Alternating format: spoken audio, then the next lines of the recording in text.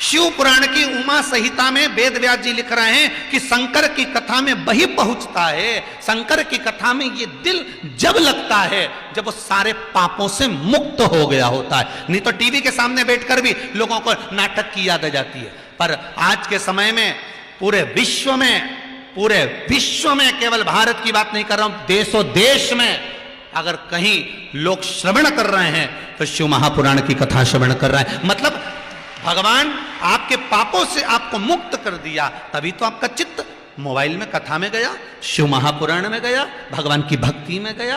नहीं तो यह मन लगता क्या?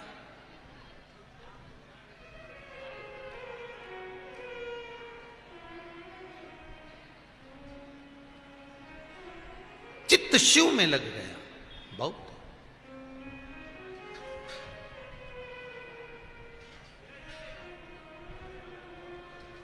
महाराज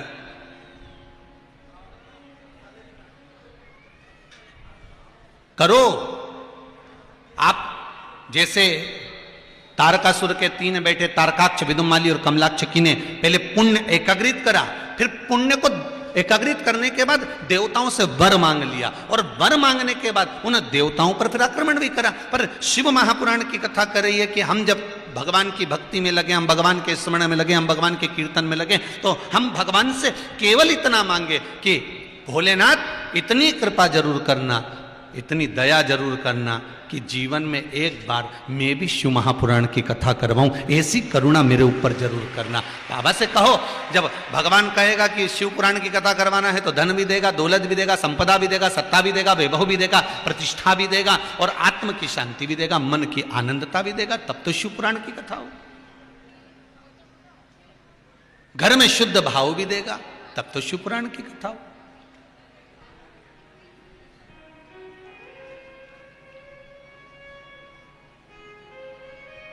अविरल भक्ति भगवान से मांगिए। देना हो तो दीजिए जन्म जन्म का, मेरे सिर पे रख दो भोले अपने ये दोनों, और देना हो तो दीजिए जन्म जन्म। बाबा इतनी कृपा करना कि मेरे को अगर कुछ देना तो आपका और मेरा संग बना रहे, ये मन आपसे दूर होए ना। गिरिराज धरण प्रभु तुम्हारी शरण, बस ये चित्त ये मन आपके चरणों में लगा रहे, ये मन कहीं जाए ना।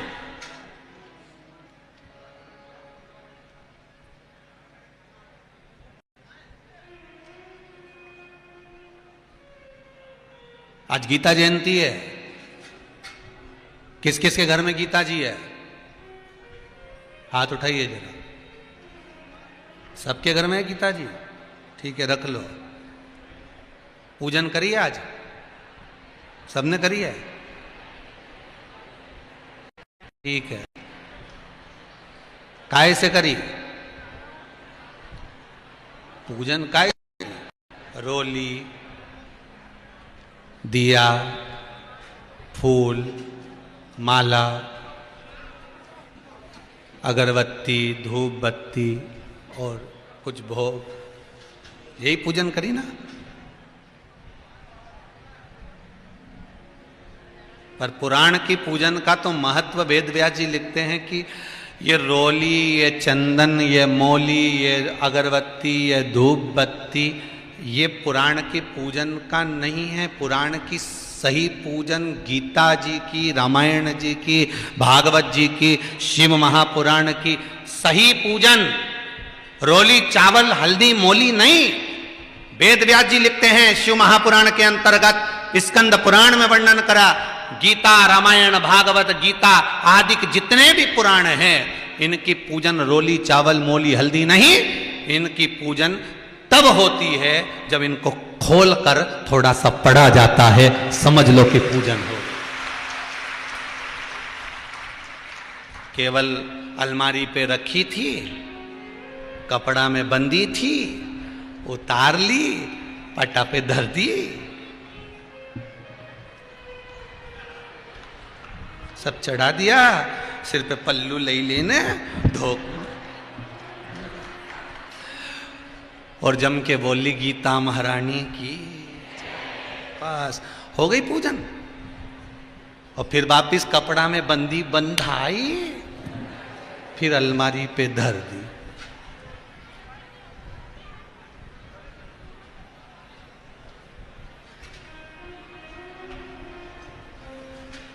पूरे 18 अध्याय पूर्ण होने के बाद में 5 श्लोक संजय ने धृतराष्ट्र को कहे हैं गीता जी ने। वो सबसे सुंदर श्लोक है गीता जी के। आज गीता जयंती पे आप सबको स्मरण होना चाहिए।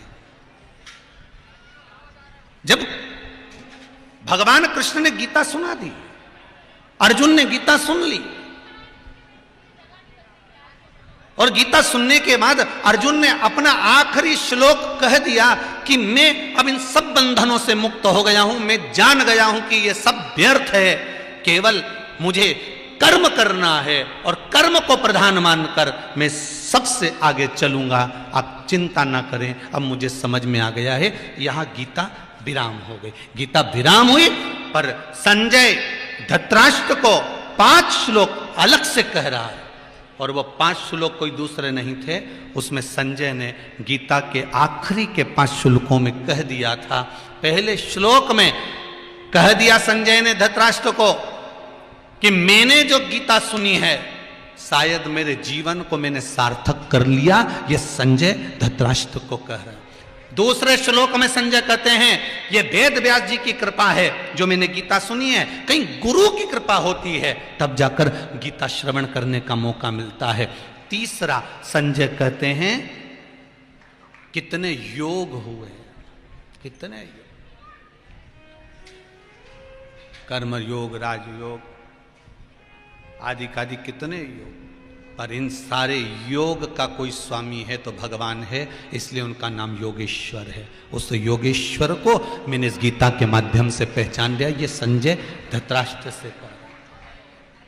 चौथे श्लोक में संजय धृतराष्ट्र से कहते हैं कि अब मेरा मन नहीं भटकेगा, अब मेरे मन में उमंगता उत्पन्न हो गई क्योंकि मैंने गीता का स्मरण कर लिया। और 5वें श्लोक में कहते हैं जीवन का सबसे बड़ा सार है, कुछ जीवन में रहे ना रहे, पर जो गीता भगवान कृष्ण ने अर्जुन को सुनाई थी वो गीता जिंदगी में एक बार पढ़ ली तो वो जीवन को सार्थक कर सकती है। वो गीता का स्मरण है। केवल गीता उठाई, पोथी बांधी, कंकु चावल लगाए, ऊपर उठा के रख दी, वो गीता की पूजन नहीं। गीता की सही पूजन है गीता को खोल कर पढ़ना। भागवत जी की सही पूजन है भागवत को खोलकर पढ़ना। रामायण की सही पूजन है रामायण को खोलकर पढ़ना। शिव महापुराण की सही पूजन है शिव महापुराण को खोलकर पढ़ना। केवल उसको अगरबत्ती धूप बत्ती लगाकर बांध कर नहीं रखना है, उसको पढ़ना है।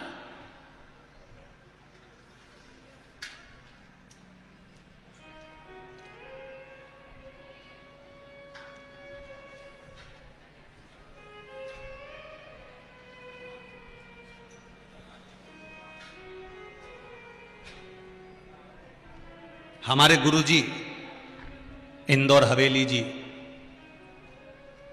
श्री विठलेश राय काका जी महाराज,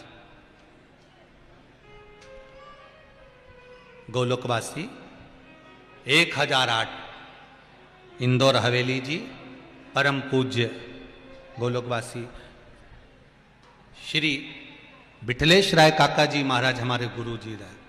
उनके बाद में जो गुरु जी विराजमान हुए परम पूज्य गुरुदेव गोलोकवासी श्री देवकीनंदन श्री महाराज जी, इंदौर हवेली जी,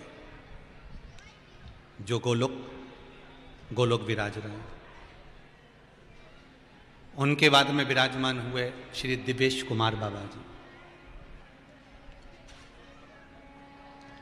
हमारे गुरु घर में जब हमारे काका जी महाराज गुरु जी थे तो उन्होंने एक बात जरूर कही कि मिश्रा जीवन में कथा करना खूब करना, दिल से करना, और एक बात अपनी जिंदगी में याद रखना, जिस पुराण को बाचे उस पुराण को खोलकर जरूर रखना। भले वो कितनी भी कंठस्थ हो जाए, कितनी भी याद हो जाए, कितने भी साधक बन जाओ तुम उस पुराण के, पर उस पुराण को जरूर खोलना। आज भी नियम है, आप दर्शन कर सकते हैं कि जिस पुराण को बाचते हैं उस पुराण को खोल कर भी रखते हैं अपने सामने। गुरु के शब्द, केवल उसको बांध कर नहीं रखना है, केवल उसकी पूजन नहीं करवाना है। जिस पुराण को खोला जाता है, जिस पुराण को हम बाच रहे होते हैं, जिस गीता महारानी को हम बाच रहे होते हैं, भले उसके श्लोक तुमको याद हो गए, भले उसके शब्द याद हो गए, किसी माता को 18 के 18 अध्याय याद हो गए, वो अब नहीं खोलती गीता, पर उनसे निवेदन है कि उस कपड़े में से उस गीता को खोलो, उस भागवत को खोलो, उस रामायण को खोलो, उस शिव महापुराण को खोलो। क्यों? जब वो खुलती है, भले तुम्हें मंत्र याद हो गए, भले उसका स्मरण याद हो गया, पर मेरे गुरुदेव विठलेश राय काका जी कहते थे, जब पुराण, गीता, शास्त्र जब खुलता है तो हमारा भाग्य भी खोल देता है। इसलिए उसे खोलो, केवल बांध कर पूजन करके नहीं रखना है। मैं गीता जी की, आप सभी को गीता जयंती की बधाई हो, शाम को जाके खोल लेना। क्या विचार है? अरे बोलो तो, खोलोगे बस? तो फिर और चाहिए क्या आपने? और खोलना ही नहीं है अपन को, ऐसे खोल के थोड़ा सा, भले नहीं आए, नहीं हमें भी नहीं आए संस्कृत, हमें बिल्कुल नहीं आया, हम तो यहाँ व्यासपीठ से क्या हमें संस्कृत आए ही नहीं दादा। तो भले खोलना, और खोल के उसमें जो हिंदी लिखी होनी वही पढ़ लेना। कोई भगवान तो ये नहीं देखता कि तू क्या बोला, भगवान तो ये देखता है कि तूने दिल कितना दिया, बस ये देखता है। जो प्रेम करने वाला होगा ना, वो तुम्हारा गिफ्ट नहीं देखेगा रे।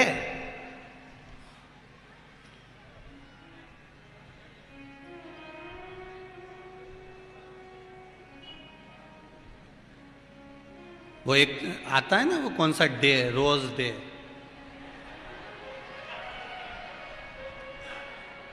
लाल कलर का फूल लेके जाए, नहीं फिर रोज दे दे, और घर पे आया तो कि मम्मी ने जूता दे, जब दे।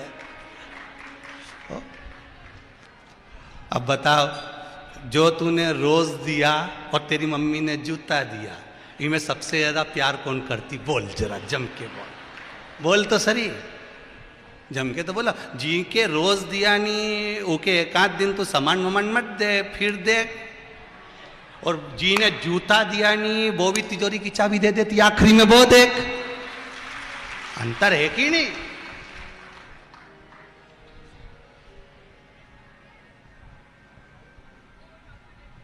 अभी अभी आ रही हो, तैयारी में होगे तुम सब तो, 25 तारीख की,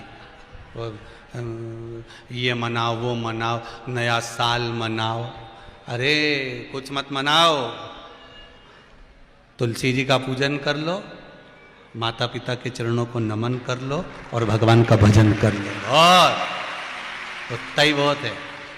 और शिव महापुराण की कथा तो चलेगी सरी, टीवी पे लाइव तो आएगी सरी कथा, भले ये कुछ भी बदलता जाए, पर कथा तो कथा ही चलती जाए। तुम तो खूब प्रेम से सुनो रे, अपना जीवन सार्थक करो, कई दरिया 2 रोटी खाओ, शंकर जी का गुण गाओ, और 1 लोटा घर में से पानी भरो ने शिव जी पे चढ़ा, इसके सिवा कहीं नहीं। और शंकर जी से एक बात कहते रहो, बस भोले अब मैं तेरा हो लिया, अब तू भी मेरा हो ले, बस और कुछ नहीं चाहिए। बस बाबा अब कहीं नहीं चाहिए। अब तो तुमने जैसे चोटे को कुबेर बनाया था ना, एक चोर चोरी करने शंकर जी के मंदिर में गया था, और शिव जी के मंदिर में चोरी कर रहा था, तो त्रिशूल उठाया, उसने कपड़े में लपेटा, खुद का बनियान कपड़ा निकाल के वो में आग लगा के चोरी का सामान ढूंढ रहा था। शंकर जी के लगा आज मेरी आरती उतार लिया है। शिव जी ने कहा इतना जोरदार भगत का मिलेगा कि खुद का कपड़ा जला दिया, इससे जोरदार का मिलेगा। शंकर जी प्रकट हो गए, मांग तुझे क्या चाहिए। वो घबरा गया, बापड़ा बोले मैं तो चोर। शंकर जी बोले भले होगा, मेरे को क्या मालूम कि तू चोर, मेरे मंदिर में आरती उतारी ना बहुत है, तो कुछ तो मांग ले। शंकर जी, अब चोर को मांगना ही नहीं आता। शंकर जी बोले तू चिंता मत कर, आज शिवरात्रि के दिन तूने मेरे मंदिर में प्रकाश करा है, मैं तेरे जीवन में प्रकाश कर देता हूं, जा तू कुबेर के सिंहासन पर बैठ जा, तू कुबेर बन गया। अब ये गया कुबेर के सिंहासन पर, पहले का कुबेर बैठा हुआ था, अब पहले का कुबेर बैठा था और ये बन गया नया कुबेर, इसने जाकर कुबेर से कहा चलो खसको, तो क्या हम काहे को हटे, तो क्या ये कुर्सी तो हमारी हो गई। कुबेर बोला तेरी कहां से हो गई, तू तो चोट्टा है, तो क्या भले चोट्टा हूं पर शंकर जी ने मुझे कुबेर बना दिया। अब इतना तो कुबेर को हटाया और ये चोर बैठ गया। अब चोर कुबेर बन के बैठ गया और जो असली का कुबेर था वो ब्रह्मा जी के पास चले गया। ब्रह्मा जी से जाकर कहा हमारी कुर्सी बता, चोट्टे को दे दी। ये कोई तरीका है? ब्रह्मा जी बोले उनके मामले में हम नहीं बोल सकते, नहीं तो वो हमारी कुर्सी बदल देगा, उसका क्या ठीक, तो अपन तो बोलो ही। तो किसी से तो भगवान विष्णु से जाकर कहा नारायण ये तो गजब हो गया, चोर को कुबेर बना दिया। तो भगवान विष्णु बोले वो कुछ भी कर सकते हैं, तो किसी के भाग्य में नहीं लिखा तो ही दे देगा। शंकर नाम है भोला, भोला का मतलब वो उसकी मर्जी पड़ेगा वही करेगा, अपन बोलो ही मत ही। चोर को कुबेर बना दिया और वो चोर कुबेर तो बन गया, एक दिन उसको अहंकार भी आ गया, और इतना अहंकार कि मेरे पास इतनी सत्ता, मेरे पास इतना वैभव, मेरे पास इतनी दौलत। एक दिन उसने 33 कोटि देवताओं को भोजन पे बुला लिया सबको, और शंकर जी के निमंत्रण ही नहीं दिया। वो तो पार्वती जी ने शिव जी से कहा भोलेनाथ जी जिसको चोट्टे को तुमने कुबेर बनाया था ना, उसने निमंत्रण रखा सबका, अपने यहाँ तो आया ही नहीं। शंकर जी बोले नहीं आए तो ये अच्छा है, कोई बात नहीं। इतने में नारद जी ने जाकर कुबेर से कहा तुमने सबको बुलाया, शंकर जी के बुलाया क्या? हम तो भूल गया, हम भूल गए। और जैसे ही कहा भूल गया, जा निमंत्रण देकर आ। और कुबेर जी गए और कुबेर जी ने हाथ जोड़कर कहा भोलेनाथ जी मैंने निमंत्रण रखा है सबको, सब मेरे घर में कोई नहीं आता, ते इतना मेरे पास में धन वैभव सत्ता इतनी सारी, कौन को दिखाऊं, कैसे दिखाऊं, इसलिए मैंने निमंत्रण रख दिया। सब घर आएंगे, सारा वैभव देखेंगे, इतने खुश होंगे, मेरा सोना चांदी हीरा पन्ना अंबर पीतांबर सब देख के। शंकर जी ने पूछा तो मैंने सबका खाना रखा है, भोजन रखा है। अच्छा। भोलेनाथ जी बोले तो क्या चाहिए? इतने में कुबेर बोला कुछ चाहिए वही नहीं, मेरे पास तो खूब है। फिर आप तो भोजन करने आ जाना कल। शंकर जी बोले वीआईपी पार्टियों में मैं नहीं जाता।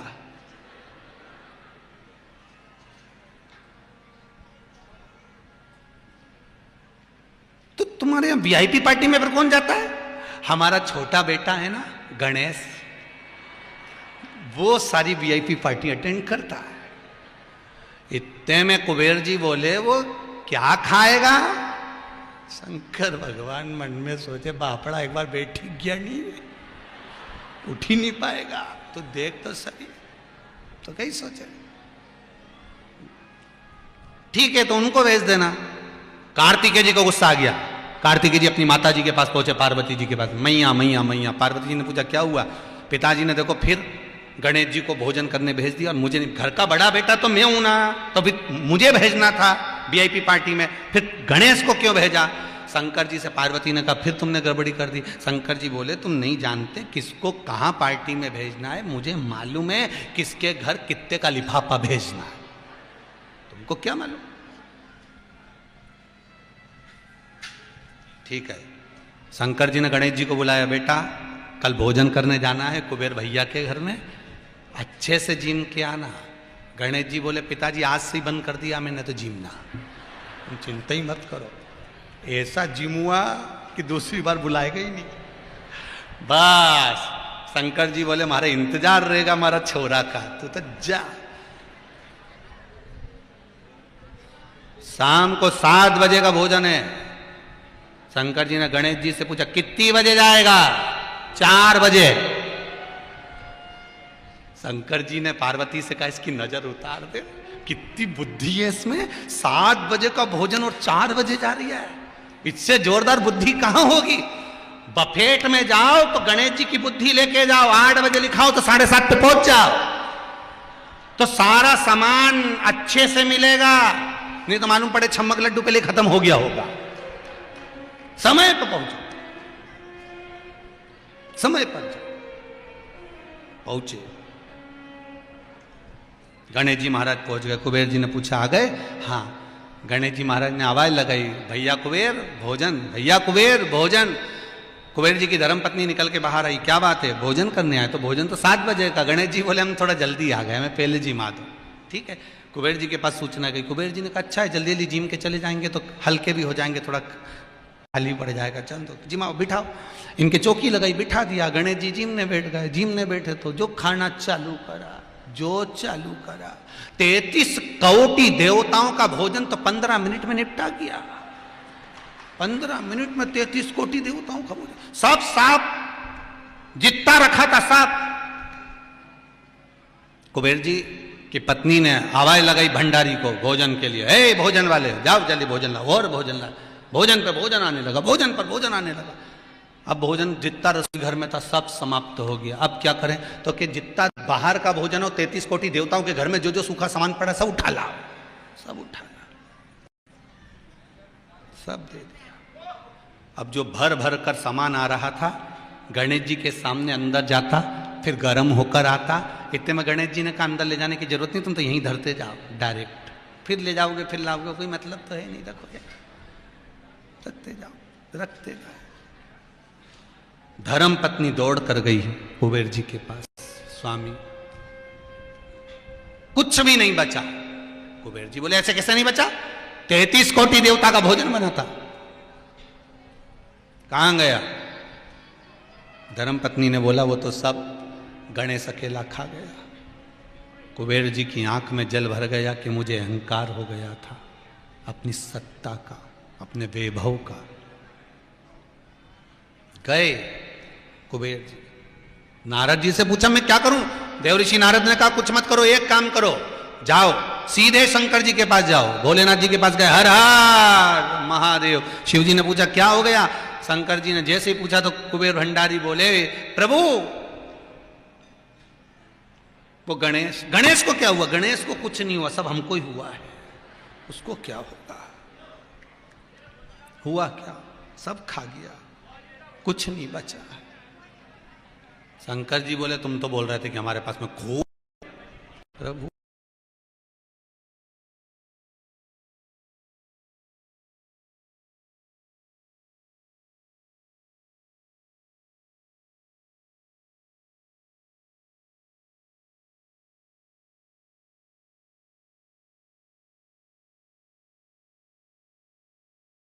जाके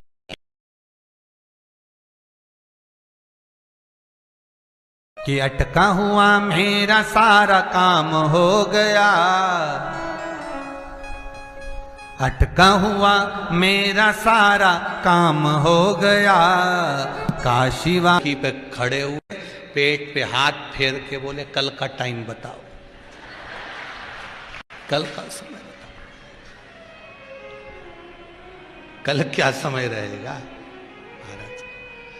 कुबेर जी ने कहा जब तक आपको कोई बुलाए नहीं तब तक आप आना मती, और जब उठा के विसर्जन कर दें या आपको छोड़ आए तो फिर वहीं रहना, फिर बुलाएं फिर आना। जब से गणेश जी का नियम है, आते भी शादी में, जाते भी, शुभ कार्य में उनको बुलाते भी हैं और विदा कर कर आते भी हैं। ये गणेश जी का नियम है हमारा, ये गणेश जी का नियम। अहंकार, अभिमान तो ये नहीं कि पोटली बांधकर रख दी। हमारे गुरुदेव कहते हैं पोथी पुराण का स्मरण खोल कर करा जाए। आपको मंत्र याद है, आपको साधना याद है, सब कुछ याद है, आपको श्लोक याद है, सब कुछ याद है, आप सब कुछ जानते हो, पर फिर भी पोथी पुराण खोल लीजिए, उसको खोलकर सम्मुख रखिए। गीता बंधी हुई, पुराण बंधी हुई, शिव पुराण रामायण बंधी हुई अच्छी नहीं लगती, उसको खोलकर पढ़ा जाए तब श्रेष्ठता लगती है। खोलकर पढ़ा जाए, उसकी श्रेष्ठता खोलकर पढ़ना। आप सभी को गीता जयंती की बहुत बहुत बधाई।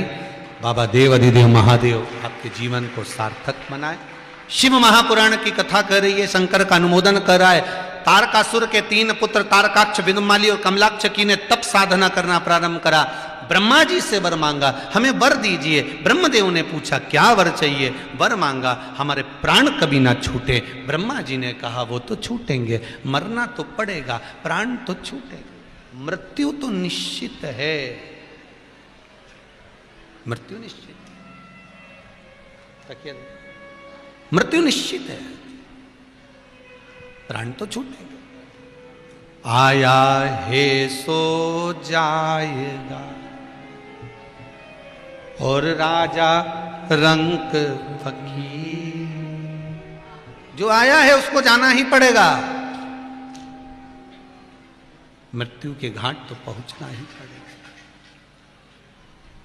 बस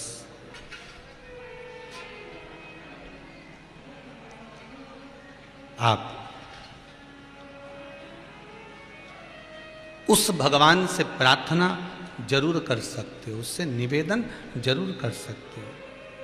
कहते हैं सज धज के जिस दिन मौत की सहजादी आएगी, ना सोना काम आएगा ना चांदी।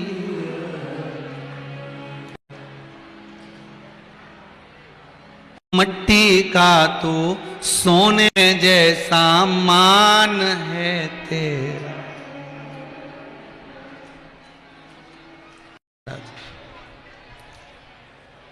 जिस दिन आई मौत, कुछ काम नहीं।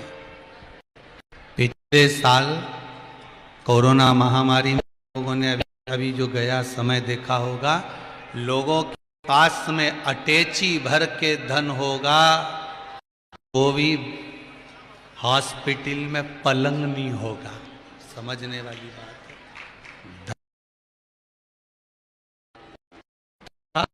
था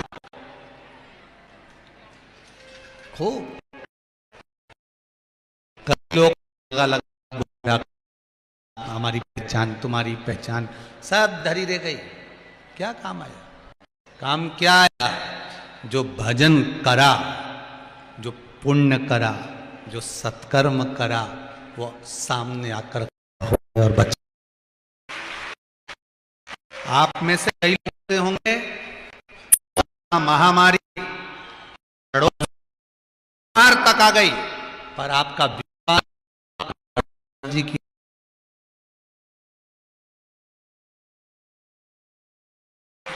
कई लोग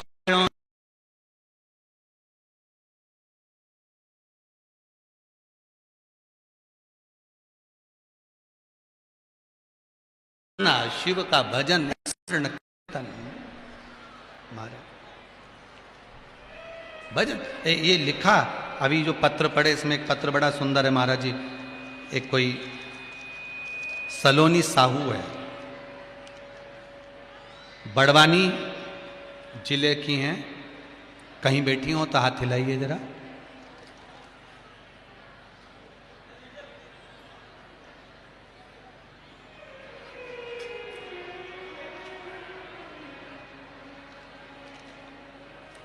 उन्होंने लिखा है कि गुरुजी, नौकरी नहीं लग रही थी, मेरी माँ ने कहा कथा सुनो। 2 दिन की कथा सुनी, मन लग गया 7 दिन की कथा का, और बाबा ने मेरी नौकरी लगा दी। ये लिखा है सलोनी साहू। कहीं बैठी हो तो बेटा हाथ हिलाना। सलोनी साहू कहीं बैठी हो तो हाथ जरूर हिलाना। एक सुंदर भाव किसी ने लिखा है, गुरुजी दीपिका गोस्वामी, गोल बिल्डिंग, सराफा बाजार, कहीं बैठी हैं? उन्होंने भी बड़ा सुंदर भाव प्रकट करा। कहीं बैठी हो तो हाथ जरूर हिलाना। आप ही हैं? अच्छा, हाथ हिला दो एक बार ऐसा। आपने बड़ा सुंदर भाव लिखा है, गुरुजी मैं इतनी खुश हूं, मैं जिस परिवार की बहू हूं उस परिवार को मुझे बहुत बहुत नाज है। मेरा परिवार इतना सुंदर है, मेरे ससुर, मेरे काका ससुर बहुत अच्छे हैं, पर किसी कारणवश दोनों में कहीं थोड़ा बहुत विवाद छिड़ गया था। आपस में बात नहीं हो रही थी, पर मेरी काकी जी और मेरे यहाँ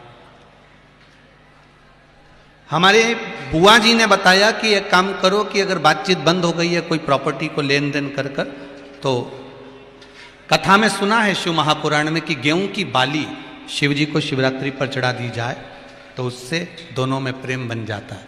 मेरी काकी जी और हमारे परिवार ने दोनों ने एक साथ गेहूं की बाली शिव जी को चढ़ाई और ऐसी कृपा हुई कि मेरे काका जी और मेरे ससुर जी एक ही गाड़ी में बैठकर कुबेरेश्वर महादेव कथा में पहुंचे। बहुत बहुत धन्यवाद बेटा, बैठ जाओ। हर हर, ये शिव कृपा। और एक बात बड़ी सुंदर लिखी है नीचे, हम तो मना करते पर आप लोगों ने लिखा है, बड़ा सुंदर लिखा। गुरुजी हम जब कुबेरेश्वर महादेव पहुंचे तो वहां पर कुछ माताएं पत्थर पे पत्थर जमा रही थी, तो हमने भी मजाक में पत्थर जमा दिए। और पत्थर जमाने का क्या प्रताप मिला गुरुजी, कि बाबा की ऐसी कृपा हो गई कि कभी मकान लेने का नहीं सोचा था, वो पत्थर जो जमा की आई गई थी उसमें मकान भी मिल गए और नए मकान में हम पहुंच भी गए, और बाबा की कृपा है। ये शिव कृपा। बोल कुबेरेश्वर महादेव की हर हर महादेव। शिव ओघड़दानी, आपका केवल विश्वास चाहिए शंकर को, और कुछ भी नहीं चाहिए, केवल विश्वास।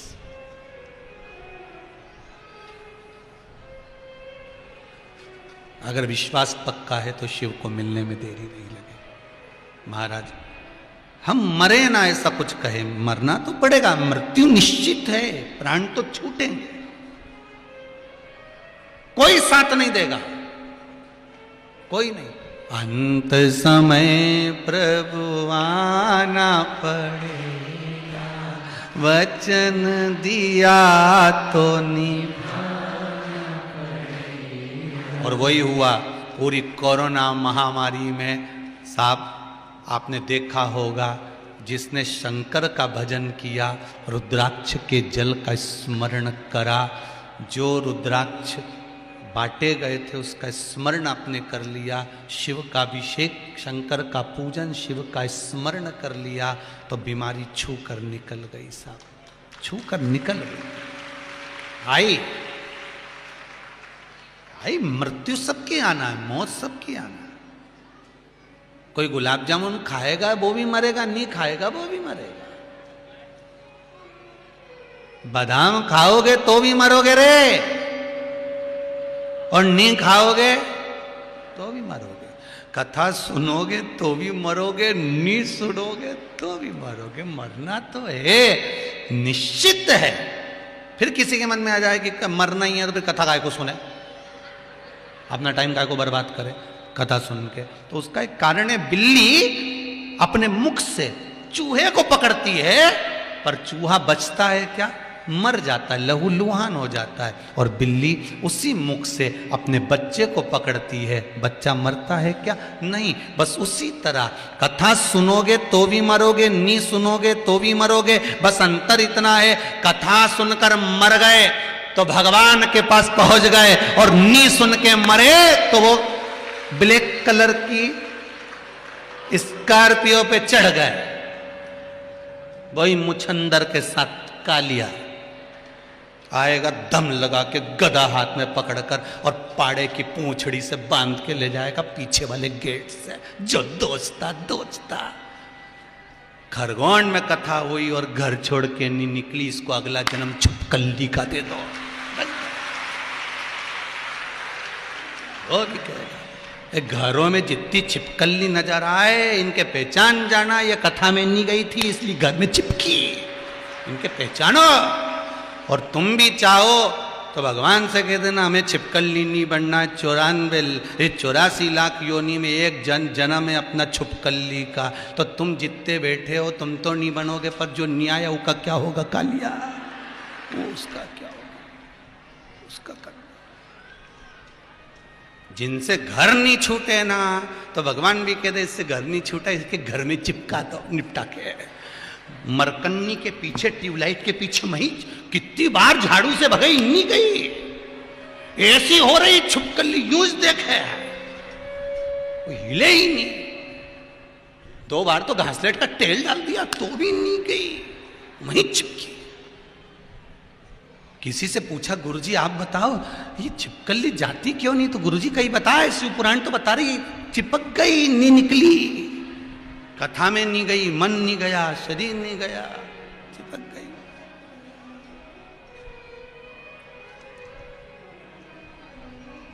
ये बहुत ज्ञान देती है छिपकली, मेंढक। ये मेंढक भी बहुत ज्ञान देता है।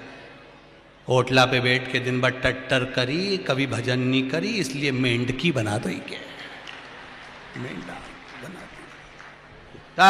रामचरितमानस में तो सीधी सीधी बात लिख दी। तुलसीदास जी ने लिखा कि नहीं लिखा? जो कान कथा ना श्रवण करे वो सर्प के बिल की तरह है, जो नयन भगवान का दर्शन ना करे वो मोर पंख की तरह है। तो यहां तो स्पष्ट कह दिया कि भजन करो, कीर्तन करो। ये हाथ दिया है, दान पुण्य सेवा स्मरण सब करो। चरण दिया है, चलकर कथा में जाओ।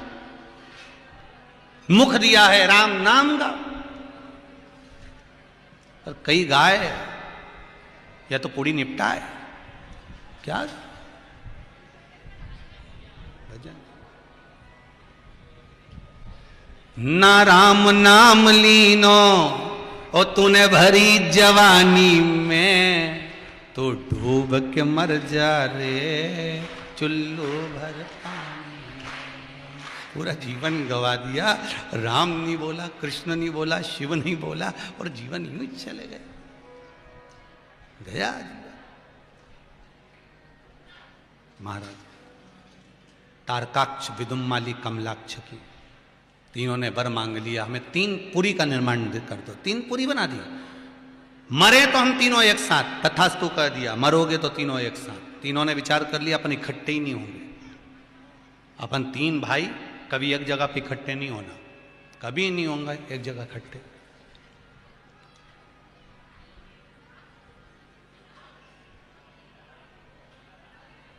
कभी इकट्ठे मत हो तीनों की तीनों। अब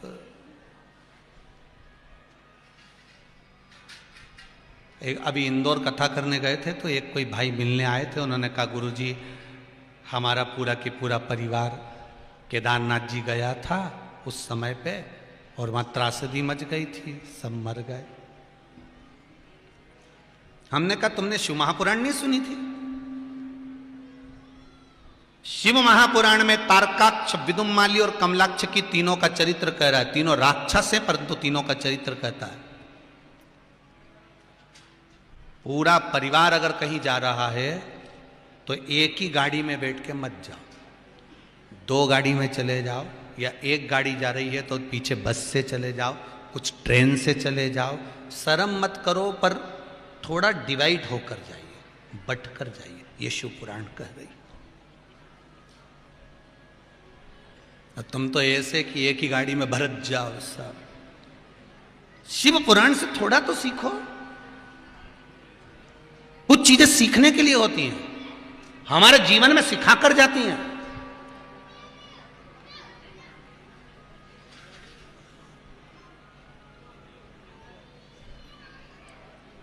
और वो हमारे जीवन में सीख प्रदान करती है कि हमको इनसे कुछ सीखना है। अब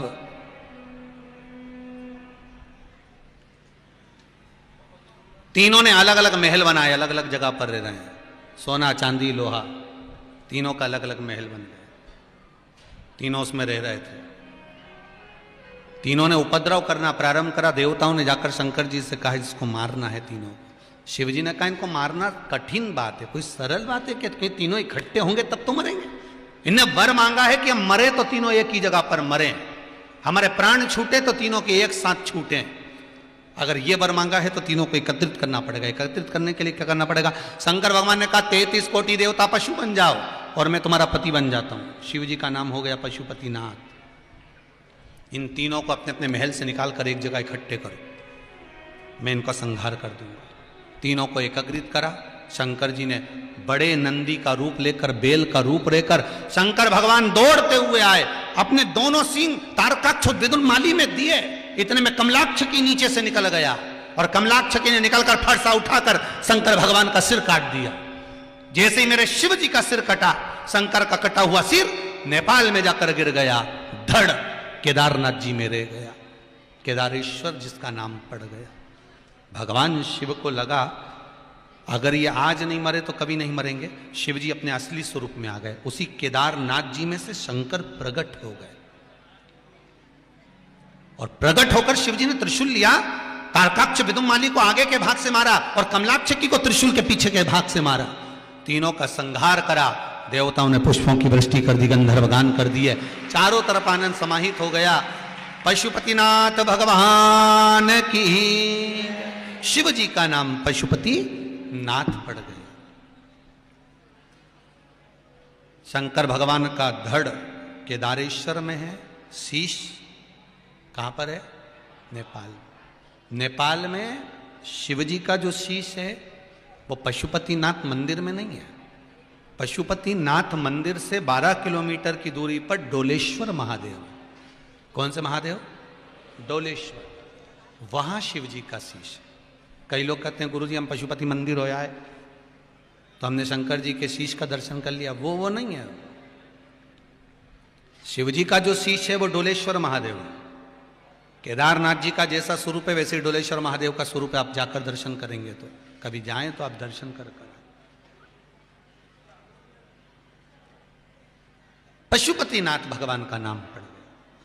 पशुपतिनाथ व्रत का वर्णन हमारे शास्त्रों में स्मरण कराया गया। पशुपति व्रत 5 व्रत होते हैं। कई लोगों ने इसका बहुत आड़ा टेढ़ा वर्णन करना चालू कर दिया है। पहले तो लोग जानते नहीं थे कि पशुपति व्रत भी होता है, और अब अपने अपने लोग भाषा को वर्णित करते हुए कई लोग बहुत सी चीजें गलत गलत गलत गलत डाल देते हैं। हमारा एक निवेदन है, व्यासपीठ के सिवाय नीचे उतरकर कभी कोई उपाय नहीं बताया। जो भी बताया है इस व्यासपीठ से बताया। आप YouTube पर अगर आपके पास में कोई क्लिपिंग आती है और उसमें हमारा फोटो दिख रहा है और आवाज दूसरे की है तो हम उसको मान्य नहीं करेंगे। व्यासपीठ से हम बोल रहे हों, आपको माइक लगा हुआ दिख रहा हो और आवाज नजर आ रही हो हमारी, तो आप उसको मानना कि ये उपाय सही है। नहीं तो आज के ज़माने में तो लोग इतने उपाय डाल दिए हैं YouTube पर कि चेहरा हमारा दिखा देते हैं और नाम सब अपनी अपनी भाषाओं में वर्णन कर देते हैं, और बाद में लोग कहते हैं हमने बोला उपाय करा था हमारा काम नहीं हुआ, तो फिर वो उसके लिए हम वर्णित नहीं। पशुपति व्रत 5 व्रत सोमवार के होते हैं, आप सबको ज्ञात है इस चीज का। सुबह के समय पर शंकर भगवान के मंदिर में जाकर पूजन अभिषेक करना, शाम के समय पर मीठा बना कर ले जाओ, 6 दिए ले जाओ घी के। शंकर जी के मंदिर में जाकर जिस थाली से आपने सुबह पूजन करी है वही की वही थाली जाना चाहिए, वही की वही थाली। शंकर भगवान का पूजन करो, शाम के समय पर प्रसाद जो बना कर ले गए उसके 3 हिस्से कर दो, 5 दिए शिव जी के मंदिर में लगा दो, 1 दिया थाली में ही रखे रहने दो, और 3 हिस्से में से 2 हिस्से मंदिर के अंदर छोड़ दीजिए। पूजन करने के बाद बाबा से पहले दिन ही, पहले सोमवार को ही विनती कर लो, बाबा मैंने पशुपति व्रत प्रारंभ करे हैं, मैंने सुना है बाबा आप मनोकामना पूर्ण करते हैं, मेरे मन की यह कामना है बाबा, इसको पूर्ण करिएगा। बाबा से निवेदन करो। 1 दिया, पूजा की थाली, प्रसाद 1 हिस्सा लेकर घर की ओर आइए। घर में प्रवेश करते समय जो आपका सीधा हाथ हो, राइट हैंड हो, वहीं पर बैठकर 1 दीप प्रज्वलित कर दीजिए और वहां पर भी अपनी कामना कर दीजिए। अंदर प्रवेश कर 1 हिस्सा का लेकर आए हो, उस प्रसाद को भोजन करने से पहले ग्रहण करो, फिर भोजन करो। एक समय फलाहार कर लो, एक समय भोजन कर लो, पर जो मीठे का प्रसाद आप लेकर आए हो 1 हिस्सा, पहले उसको ग्रहण करो, फिर आप भोजन ग्रहण करो। ऐसे 5 सोमवार एक ही मंदिर में करना है। ये नहीं कि आज अपने इस मंदिर में कर लिया, अगला उस मंदिर में कर लिया, अगला उस मंदिर में कर लिया, एक मंदिर में करना। कहीं रजस्वला धर्म आ जाता है, कहीं जाना पड़ जाता है, कोई काम आ जाता है, तो आप उस व्रत के दिन केवल व्रत करो।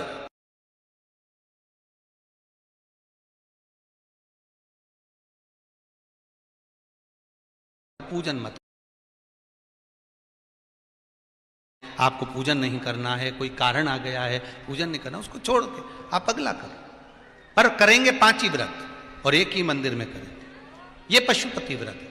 5वां व्रत जैसे ही आज पूर्ण होने जा रहा हो तो सवेरे अभिषेक पूजन करके शाम को बाबा का पूजन कर कर, जैसा नियम है वैसा के वैसे कर कर, एक श्रीफल और 108 भले चावल के दाने चढ़ाओ, मूंग के दाने चढ़ाओ, चाहे आप 108 फूल चढ़ाओ, चाहे 108 बेलपत्री चढ़ाओ, चाहे 108 आप कुछ भी चढ़ाओ, पर शंकर जी को समर्पित करो 108 वस्तु। और एक श्रीफल 11 रुपए बाबा के श्री चरणों में रखकर भाव से विनती निवेदन करो, बाबा आप मेरी मनोकामना पूर्ण करना। वैसे तो मुझे विश्वास है कि जो पशुपति व्रत करता है बाबा 5 व्रत के अंदर ही ऐसी कृपा कर देता है कि उसका कार्य हो जाता है। ये शिव की कृपा। पशुपति व्रत को धारण करना, निवेदन करना, 5 व्रत पूर्ण हो, व्रत पर ही बाबा को 108 बेलपत्र या पुष्प या मूंग दान या चावल जो भी आप कर सकते हो बाबा को समर्पित करो, शिव जी को चढ़ाइए। एक प्रश्न परसों की कथा में किसी ने करा था, वो प्रश्न यहां पर अभी पर्चा तो नहीं है क्योंकि यहां से पर्चे हटा दिए जाते हैं, से पर्चे आ जाते हैं। उसमें एक प्रश्न था, क्या बेधक नारी व्रत कर सकती है? क्यों नहीं कर सकती? शंकर की आराधना करने में कोई दिक्कत नहीं, शिव उपासना में कोई परेशानी। कितना सुंदर भाव लिखा है एक माता ने,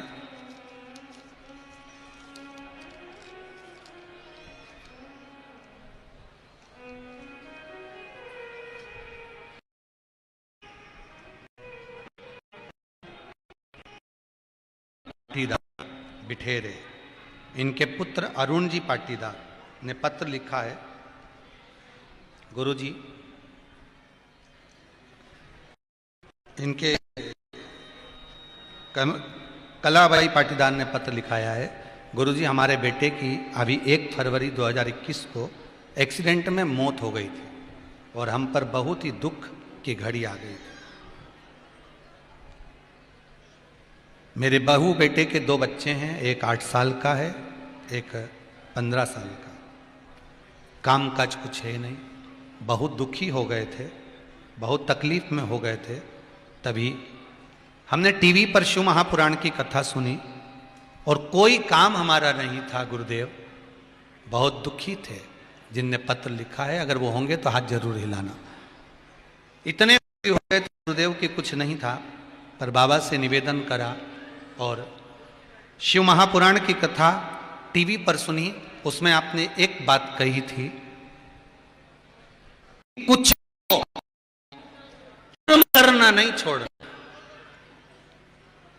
दुख हो सुख हो संपदा नहीं हो,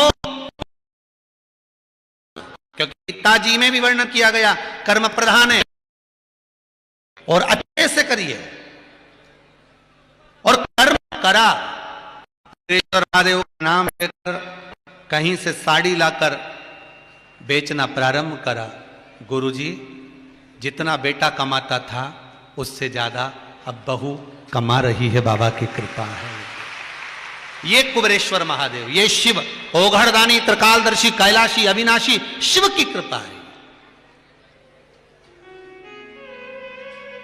इस कोरोना महामारी में ना जाने कितने घरों कितनों के बेटे पति के पिता चले गए, कितनों की माताएं चली गई।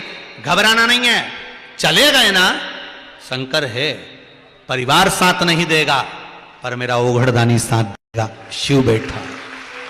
आप शंभु पर विश्वास कर कर अपने कर्म को करो, भगवत भजन में लगो और भजन के साथ कर्म करो। थोड़ा करो ज्यादा करो पर करो।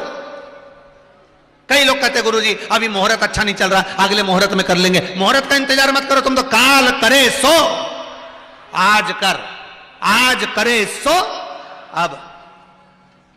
इंतजार नहीं करना है, लोग इंतजार के चक्कर में रहते हैं, मैं परसों के दिन दुकान खोलूंगा, नरसों के दिन ऐसा करूंगा, खरसों के दिन ऐसा करूंगा, फिर मुहूर्त निकल पाऊंगा, मुहूर्त के दिन फर्नीचर बनवाऊंगा, ये करूंगा। मुहूर्त का इंतजार, शंकर का नाम लो, शिव से बड़ा मुहूर्त नहीं है, शंकर से बड़ा कुछ नहीं। शिव का नाम लेकर कोई विद्वान ब्राह्मण को घर में बुलाओ, दुकान पर बुलाओ, ब्राह्मण देवता से कहिए ब्राह्मण देवता आप पूजन करिए, क्योंकि ब्राह्मण आएंगे, उनके चरण पड़ेंगे, का मंत्र आदि जब चलेंगे तो ब्राह्मण के चरण पड़ने से स्वयं ही सब कार्य सफल हो जाएगा। आप बुलाओ, कराओ पूजन, स्मरण करो। मुहूर्त है शंकर का नाम, जैसे शिव मंदिर में का कोई मुहूर्त नहीं होता, उसी तरह कर्म को करने का कोई मुहूर्त नहीं। आप तो कर्म करो, फल देगा वो।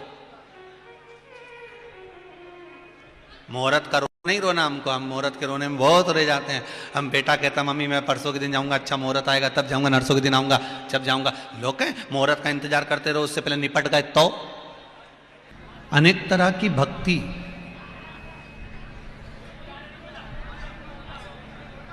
हमारे धर्म के अंतर्गत बताई गई।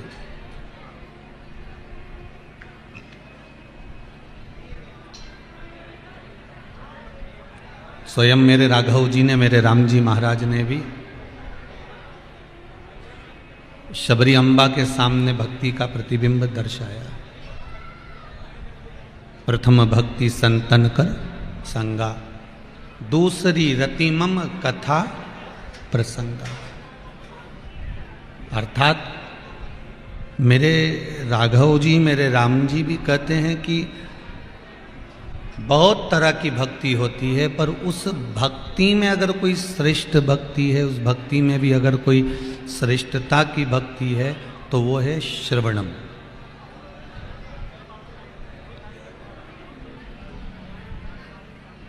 श्रवणम भक्ति मतलब भगवान की लीला को श्रवण कर लेना, भगवान के भजन को श्रवण कर लेना, भगवान की कथा को श्रवण कर लेना, भगवान के स्वरूप को श्रवण कर ले। रुक्मणी जी नहीं जानती थी कि भगवान कृष्ण कैसे। रुक्मणी जी नहीं जानती थी कि भगवान कृष्ण का स्वरूप क्या। रुक्मणी जी को नहीं मालूम था कि भगवान का प्रतिबिंब क्या।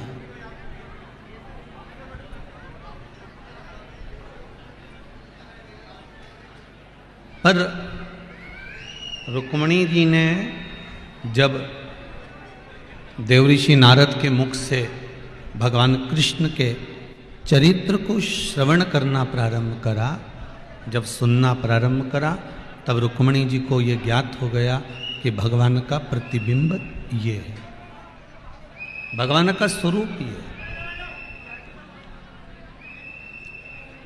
ये भगवान का स्वरूप है, ये भगवान का प्रतिबिंब है, ये भगवान का एक स्वरूप ये प्रकट किया गया।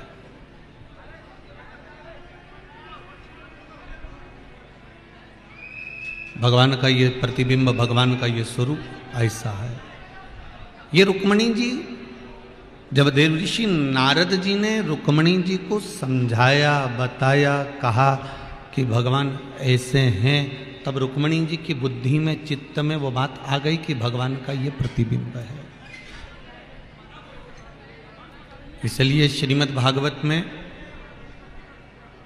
कथाकार एक बात सुंदर भाव में गाते हैं कि सत्संग ने मेरी बात चलाई, सतगुरु ने मेरी कीनी रे सगाई, गुरु को बुला के हथ लेवा तो करा दो, मुझे श्याम सुंदर की दुल्हन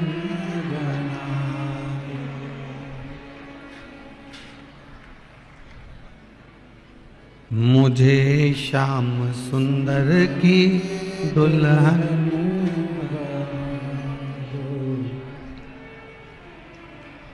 बांध के घुंघरू में उनको रिझाऊंगी, लेके एक तारा में शाम शाम गाऊंगी, और गुरु को बुला के मेरे फेरे तो डला दो, मुझे श्याम सुंदर की दुल्हन बना दो, मुझे श्याम सुंदर की दुल्हन बना दो। जब कहा, वर्णन किया, कहा गया कोई सतगुरु हो सकता है, कोई गुरु हो सकता है जो आपको बता देगा कि ये भगवान का स्वरूप है, ये भगवान का प्रतिबिंब है। और एक बार आपके जीवन में अगर भगवान का स्वरूप उतर गया, फिर आप कभी जिंदगी में भटकने वाले नहीं, कभी नहीं भटक सकते। श्रवणम भक्ति, श्रवण करने की जो भक्ति है, भगवान के कथा को श्रवण करना, भजन को श्रवण करना, भगवान की लीला को श्रवण करना, भगवान के स्वरूप को श्रवण करना, ये श्रवणम जो भक्ति है, श्रवण करने की जो भक्ति है, इस भक्ति का बल ही बड़ा प्रबल है कि इस भक्ति के बल पर हम भगवान को प्राप्त कर सकते हैं, इस भक्ति के बल पर हम भगवान को देख सकते हैं।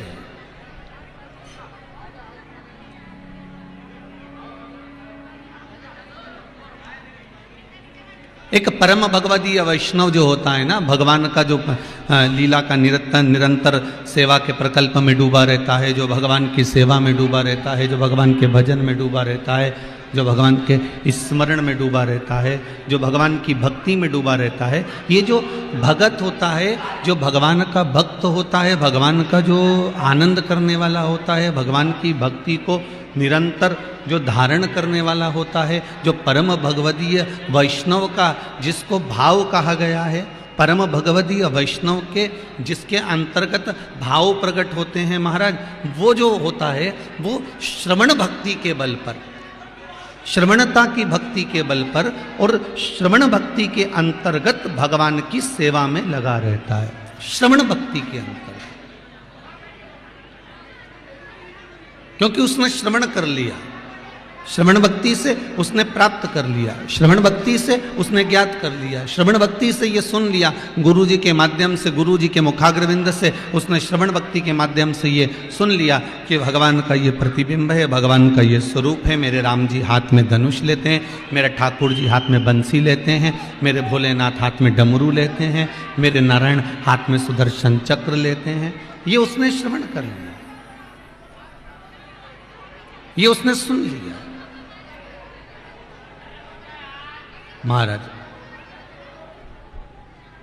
प्रथम भक्ति संतन कर संगा, दूसरी रति मम कथा प्रसंग। उसने भक्ति को देख लिया कि सबसे प्रबल भक्तियों में भी अगर कोई प्रबल भक्ति है, नवदा भक्ति के अंतर्गत भी रामचरितमानस के अंतर्गत कहा गया, और सारी भक्तियों में अगर श्रेष्ठ भक्ति का वर्णन किया गया तो वो भक्ति है श्रवणम भक्ति। आप भगवान की कथा को सुनकर आप भगवान के हो सकते हो, आप भगवान के रसास्वादन को श्रवण कर कर आप परमात्मा के हो सकते हो, आप भगवान का कथा का भजन का स्मरण कर कर आप भगवान को प्राप्त कर सकते हो, आप भगवान को प्राप्त कर लो। प्रबल है श्रवण।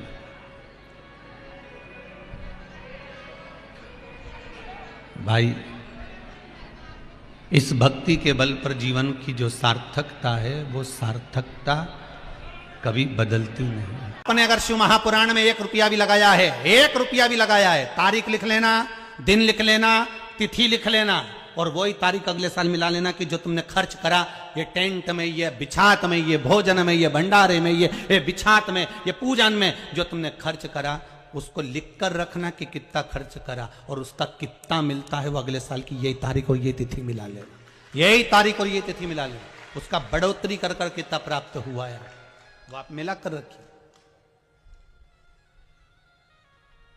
आपको कितना मिला वो बाबा ही जानता है, वो बाबा ही करने वाला।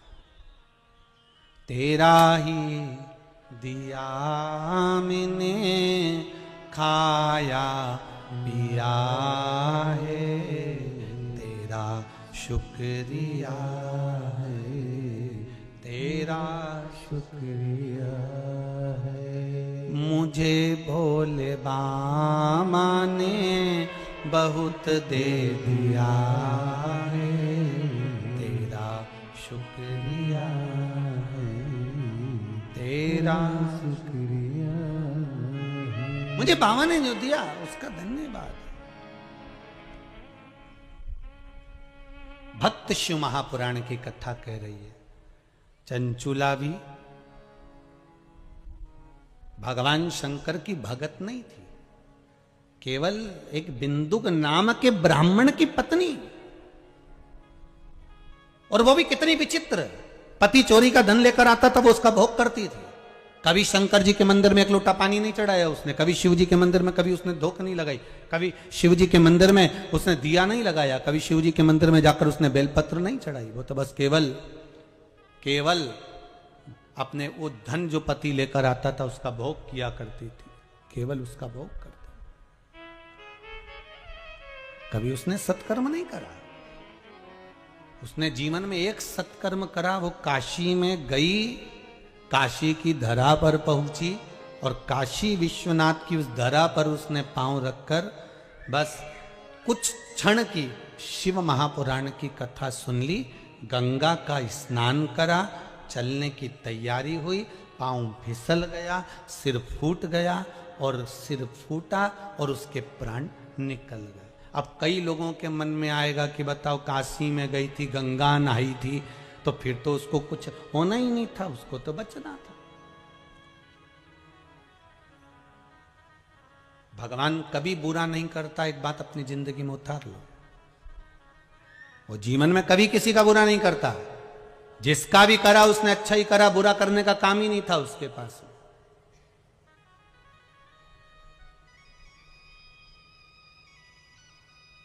वो किसी का बुरा नहीं करता। फिर चंचुला क्यों मरी? उसको मारने का कारण केवल इतना था कि उसके पति को मोक्ष यही दे सकती थी, पर यह मानव के शरीर में अपने पति को मोक्ष देगी?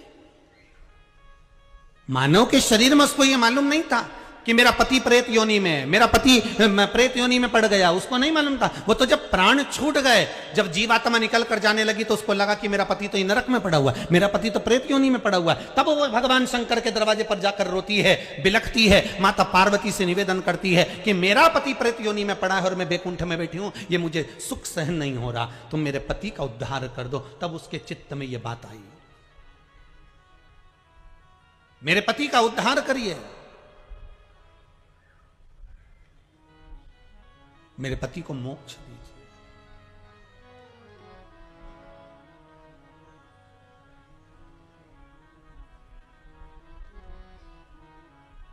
महाराज,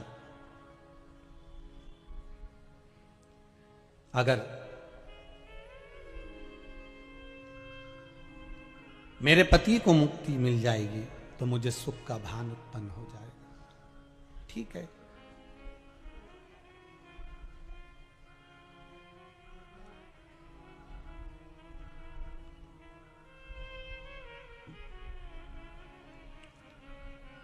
मुक्तिता प्राप्त हो।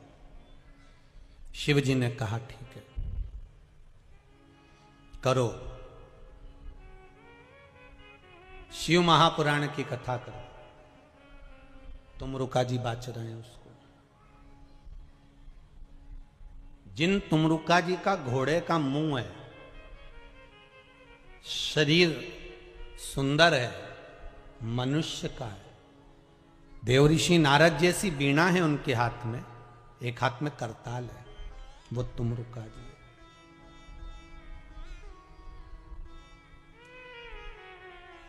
वो तुमरुका जी जो शिव महापुराण की कथा को कर रहे हैं, बाच रहे हैं, सुना रहे हैं।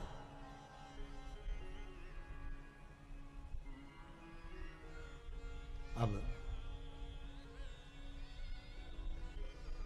शंकर की कथा में मन एक भक्त का जब लगता है तो भगवान परीक्षा भी बहुत लेता है। बहुत ध्यान देना, भक्त जब भगवान की ओर झुक जाता है, भक्त जब भगवान का हो जाता है, भक्त जब भगवान की ओर समर्पित हो जाता है, तब भगवान अपने भक्त से खेलना चालू कर देता है। तब भगवान अपने भक्त से थोड़ा थोड़ा खेलता है। मैं भक्त से भगवान थोड़ा आनंद लेता है, परीक्षा लेता है। एक बार माता लक्ष्मी भगवान विष्णु के साथ बैठी हुई थी, पार्वती शंकर जी के साथ बैठी हुई थी, ब्रह्माणी ब्रह्मा जी के साथ बैठी हुई थी, और ये तीनों बैठी हुई और तीनों के पति साथ में बैठे हुए थे। तो तीनों ने एक साथ प्रश्न किया। लक्ष्मी जी ने भगवान विष्णु से, माता पार्वती जी ने शिव जी से, ब्रह्माणी ने ब्रह्मा जी से, तीनों ने एक साथ प्रश्न किया कि ये बताओ प्रभु, आपको सबसे ज्यादा प्रिय कौन है?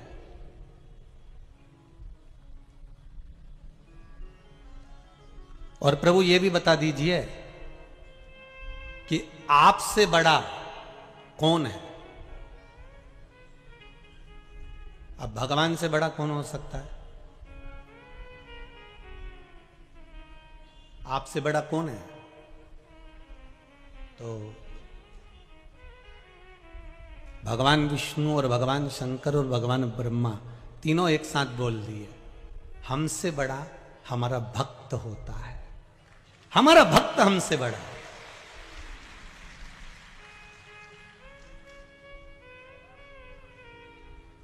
वो हमसे बड़ा है।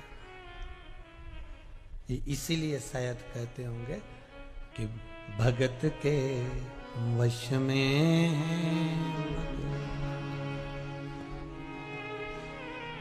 इसीलिए कहते होंगे भगत के वश में है। भगवान विष्णु ने कहा मुझसे बड़ा मेरा भक्त है, शंकर कहते हैं मुझसे बड़ा मेरा भक्त है, ब्रह्मा कहते हैं मुझसे बड़ा मेरा भक्त है। तो लक्ष्मी जी ने कहा कहने से पहले फिर विचार कर लो नारायण, कहने से पहले फिर सोच लो। आप कह रहे हो कि आपसे बड़ा आपका भक्त है, फिर सोच लो। अब भगवान विष्णु के मन में आया कि जब ये बार बार बोल रही है कि सोच लो सोच लो सोच लो, मतलब जरूर कुछ गड़बड़ी है। जरूर कोई गड़बड़ी है, होता है। एक नई नई बहू आई, सास ने उसको कहा बेटा एक एक दाना सही से बीनना हो चावल का। हाँ मम्मी। अब बहू कचौड़ी तल रही थी, सास फिर चिल्ला के बोली एक एक कचौड़ी सही से तलना हो। How mummy. अब वो बेचारी प्रेस कर रही थी, सास फिर आ गई एक एक कपड़े में सही से प्रेस करना हो। How mummy. अब आज बहू नहाने के लिए बाथरूम में गई, 3 घंटे निकल के बाहर नहीं आई। तो सास ने आवाज लगाया बेटा रोटी वोटी नहीं बनाना, तू बाथरूम में बैठी हुई है, क्या कर रही है? मम्मी एक एक बाल को शैम्पू कर रही हूं। अब उसकी सास ने दूसरी बार नहीं बंद कर दिया कि एक एक कचौड़ी को सही से तलना, क्योंकि उसको मालूम है अगर बाथरूम में जाके बैठ गई तो 3-4 घंटा नहीं निकलेगी। अब वो भी कह देगी मैं तो एक एक नाखून को घिस रही थी साबुन से, फिर एक एक उंगली को घिसा, फिर हथेली को घिसा, फिर हाथ को घिसा, वो भी लग जाए। अब लक्ष्मी जी ने कहा कि आप ध्यान कर लो प्रभु, आपसे बड़ा कौन? भगवान विष्णु ने कहा भक्त। पार्वती जी ने भी पूछा आपसे बड़ा कौन? तो के भक्त। तो ब्रह्माणी भी कह रही है आपसे बड़ा कौन? तो ब्रह्मा जी के भक्त। तो इतने में पार्वती और ब्रह्माणी कुछ नहीं बोली, पर लक्ष्मी जी को तो कांटे से खून नहीं। लक्ष्मी जी को थोड़ा सा गुस्सा थोड़ा जल्दी आ जाता था, एकदम अचानक। ये होता है, जो अपने मायके से थोड़ा माल ज्यादा लाती है ना, वो अकड़ में रहती है, ऐसा रहता है। तो लक्ष्मी जी जब ब्याई थी ना भगवान विष्णु के साथ में, तो लक्ष्मी जी जब भगवान विष्णु के साथ ब्याई थी तो समुद्र देवता ने कितना दिया था? रत्नाकर ने कितना दिया? रतन माणिक मोती सोना चांदी हीरा पन्ना अंबर पीतांबर सब लक्ष्मी जी के कन्यादान में दिया। तो लक्ष्मी जी को अहंकार रहता थोड़ा सा, तो लक्ष्मी जी ने कह दिया फिर विचार कर लो। भगवान विष्णु ने कहा कर लिया विचार, अच्छे से सोच लिया, सोच लिया। तुमसे बड़ा कौन? भगवान बोले भक्त। लक्ष्मी जी बोली ठीक है, अगर तुमसे बड़ा तुम्हारा भक्त है तो भक्त मेरा जेठ लगा, ठीक है। भक्त कौन लगा? लक्ष्मी जी का जेठ। अब लक्ष्मी जी उसकी क्या लगी? बहू। तो बहू जेठ से खुले सिर रहती है कि पर्दे में रहती है? जम के तो बोलो जरा। पर्दे में रहती है। इसीलिए जो भक्त होते हैं ना, इससे लक्ष्मी पर्दा कर रहती है इनके जीवन में। कई लोग कहते हैं हम मंदिर जाते हैं, हम भगवान का व्रत करते हैं, हम उपास करते हैं, हम ये करते हैं, पर भगवान हम ही को दुख क्यों देता है? लक्ष्मी जी पर्दे में, जेठ है भक्त, जेठ है। थोड़ा भगवान विष्णु ने पूछा तुम कहना क्या चाहती हो? लक्ष्मी जी कहने लगी अगर भक्त आपसे बड़ा है तो वो मेरा जेठ हो गया और मैं उसकी बहू हो गई। इसीलिए आपके भक्त लक्ष्मी जी से थोड़ी दूरी बनाकर रखेंगे, क्योंकि बहू में और जेठ में दूरी होती है।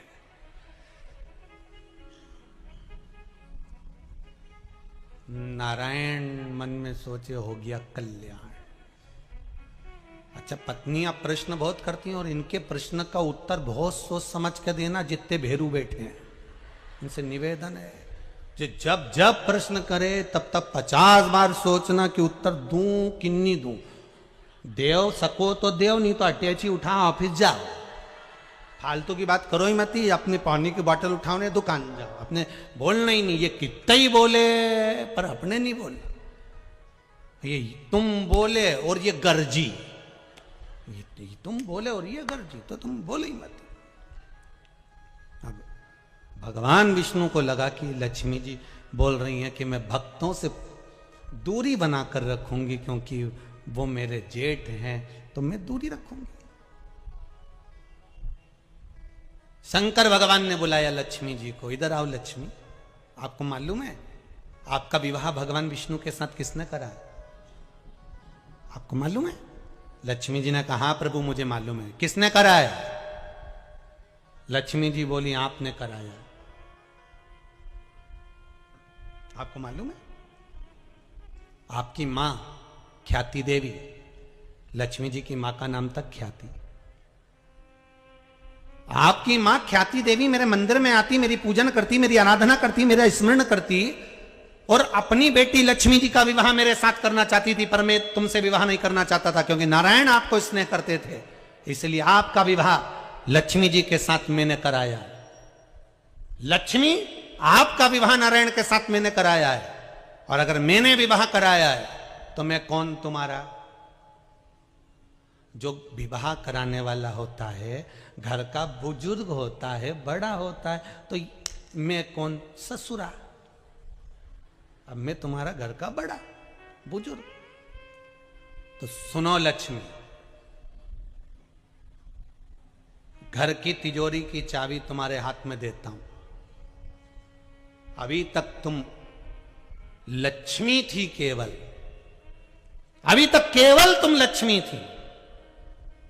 लक्ष्मी, आज से मैं अपनी तिजोरी की चाबी तुम्हें देता हूं। मतलब तुम्हारे घर में कोई भी आएगा, चाहे भक्त आए चाहे साधारण सा व्यक्ति आए, सबको लक्ष्मी देना पड़ेगी। तो तुम्हें तिजोरी की चाबी दे रहा हूं। आज से मेरा महादेव नाम का आगे का नाम महा तुझे दे रहा हूं। आज से तू लक्ष्मी नहीं रही, क्या नाम पड़ गया? जम के बोलिए जरा। महालक्ष्मी हो गई। मैंने अपना महासंबोधन तेरे को दे दिया, मतलब तिजोरी की चाबी तेरे को। अब भगवान विष्णु खुश हो गए। भगवान विष्णु ने कहा वाह वाह प्रभु, बड़ी गजब कर दी आपने।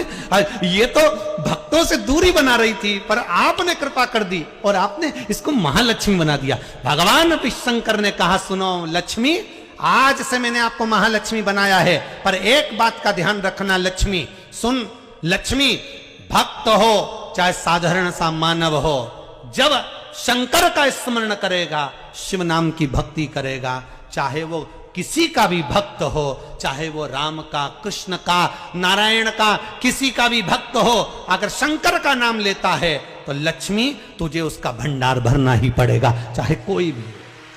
लक्ष्मी को महालक्ष्मी कर दिया। तू भंडार भरना।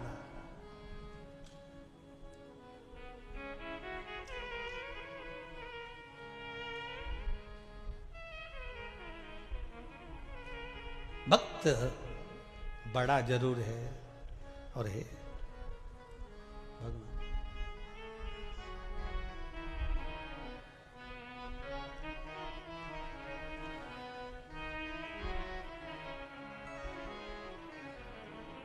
भक्त बड़ा भगवान छोटा माना। भगत के वश में है भगत के वश में है भगवान। भगत बिना ये कुछ भी नहीं है। भगत बिना ये कुछ भी नहीं है। भगत हैं इनके प्राण भगत के वश में है भगवान। भगत के वश में है भगवान। भगत डमरू वाले के काशी नित डोला करती। गंगा जल में स्नान वो करती। काशी शंभु बोला करती। भगत बिना वो कुछ भी नहीं है। भगत बिना वो कुछ भी नहीं है। भगत है उनकी जान भगत के वश में है भगवान। भगत के वश में है भगवान। आप अगर शिव की उपासना में लगे हो, शंकर की भक्ति में लगे हो, भगवान के भजन में डूबे हुए हो, आएगा दुख। संसार में मनुष्य को मिलना है, पर शिव की भक्ति आपको परमात्मा तक ले जाएगी। और यह मत सोचना कि धन नहीं मिलेगा, संपदा नहीं मिलेगी।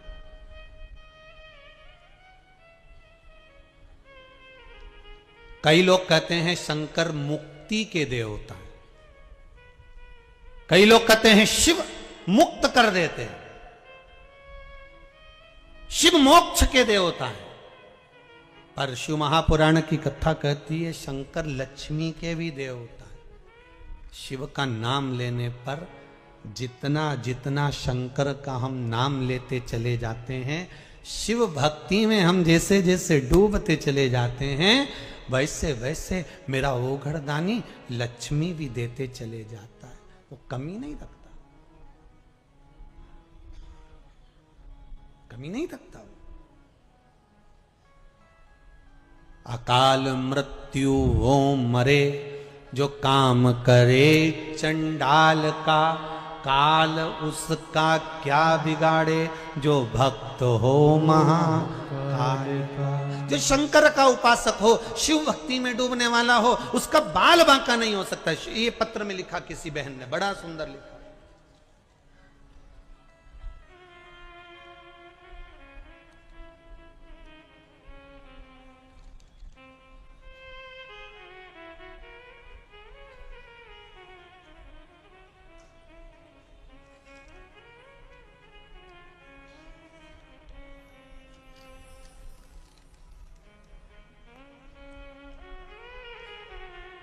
मैं विद्या महोनिया महासमुंद छत्तीसगढ़ से आई हूँ। गुरुदेव कहाँ बैठी हैं? जहाँ बैठे हो आप ही हैं। दोनों हाथ उठा दो एक बार। हर हर महादेव। आपने पत्र में लिखा है गुरुजी, मेरी छोटी बहन का लड़का अचानक खाना पीना बंद कर दिया। डॉक्टरों ने भी कह दिया कि इसका खाना पीना इसके शरीर के लिए सब छूट जाएगा और धीरे धीरे ये कालग्रसित होता चले जाएगा। डॉक्टर को दिखाया, बीमारी का पता नहीं पल पाया, पर शरीर धीरे धीरे धीरे धीरे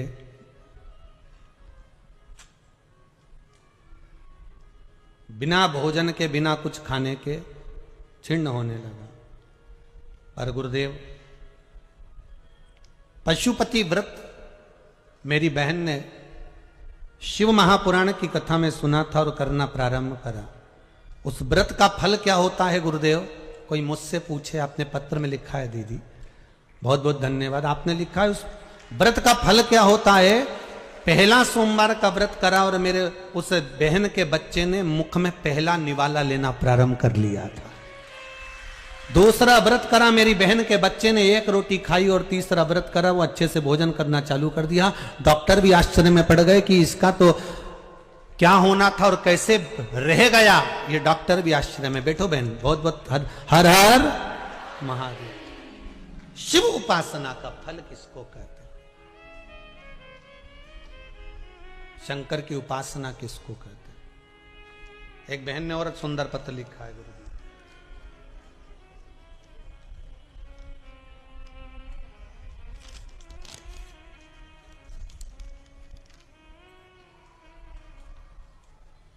मार्च के महीने से गुरुदेव कथा सुन रहे हैं।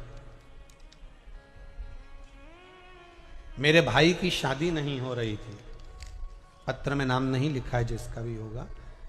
गुरुदेव भगवान शिव की भक्ति का ऐसा भाव प्रकट करा, आपने जो उपाय बताया था शिव महापुराण में वो करा। 5 सालों से भाई के विवाह के लिए आप ही ने लिखा है पत्र बहन। एक बार दोनों हाथ उठाकर हर हर महादेव कह दो। हर हर। कहां से आए हो? आपने लिखा तो नहीं है इसमें। पत्र में लिखा है मेरे भाई की शादी नहीं हो रही थी। 5 सालों से परिवार बहुत परेशान में था, विवाह नहीं हो रहा है। सबने कह दिया था विवाह होगा भी नहीं, पर ऐसी कृपा हुई, आपने जो उपाय बताया था वो करा और 3 महीने में मेरे भाई का संबंध पक्का हो गया और उसकी शादी जुलाई हो गई। हर हर। बैठिए बहन, बैठिए, बहुत बहुत धन्यवाद। हर हर। शिव कृपा किसको कहते हैं? शंकर का केवल अनुमोदन, शिव का केवल स्मरण। भगवान की भक्ति से जो सुख है वो सुख कहीं नहीं मारा।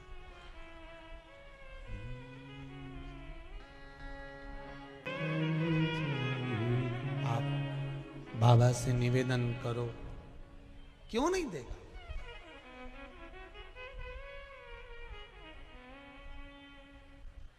भक्त बड़ा कि भगवान? भक्त बड़ा। अब भक्त बड़ा तो जो भक्त भगवान की भक्ति में डूबा रहता है, शंकर भगवान राम जी की भक्ति में डूबते हैं। शंकर जी राम जी की भक्ति में डूबते हैं और राम जी जम के बोलो शंकर जी की। राम जी शिव की भक्ति में और शिव राम की भक्ति।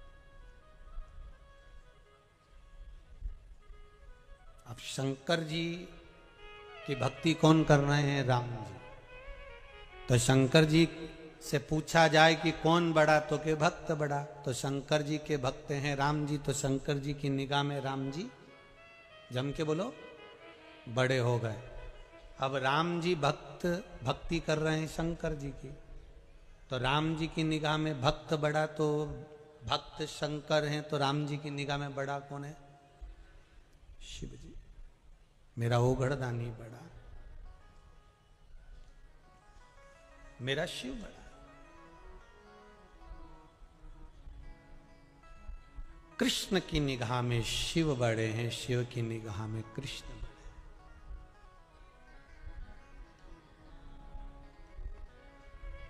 जितने जितने भक्त हैं ना शंकर की कथा सुनने वाले, शिव भक्ति में ये प्रथम है। इनकी भक्ति को कोई कुछ नहीं कह सकता। और आज के जमाने में जो शंकर जी के भगत हैं ना, जो शिव महापुराण सुन सुन के जो शिव के भक्त हो गए, इनको लोग देख देख के पागल समझते हैं कि ये तो पागल हो गई है शंकर की कथा। 24 घंटे एक ही काम, शिव महापुराण। जब मोबाइल खोलेगी शिव पुराण, जब टीवी खोले शिव पुराण, जब फेसबुक व्हाट्सएप मोबाइल केवल शिव पुराण। इससे बढ़कर और क्या चाहिए? पहले लोग व्हाट्सएप खोलते थे तो कंजन क्या क्या देखते थे, अब कम से कम शंकर को तो देख रहे। और जितने लोग इंस्टाग्राम चलाते हैं ना, वो उसमें गाने डालते हैं, तो पहले आड़े टेढ़े गाने डालते थे, अब तो शंकर ही शंकर के इतने भजन डले दादा, शिव जी के भजन, जहां देखो तुम शिव की भक्ति में लोग, शंकर जी, शिव उपासना में। अब इससे बढ़कर और क्या परिवर्तन चाहिए बोलो? अच्छा, ये कोरोना महामारी में सब कुछ बदला, तो भक्त भी बदले। जो कभी मंदिर नहीं जाते थे वो भी मंदिर जा रहे हैं, जो कभी भगवान का भजन नहीं करते थे वो भी भजन कर रहे हैं। इससे बढ़कर और क्या सुख चाहिए?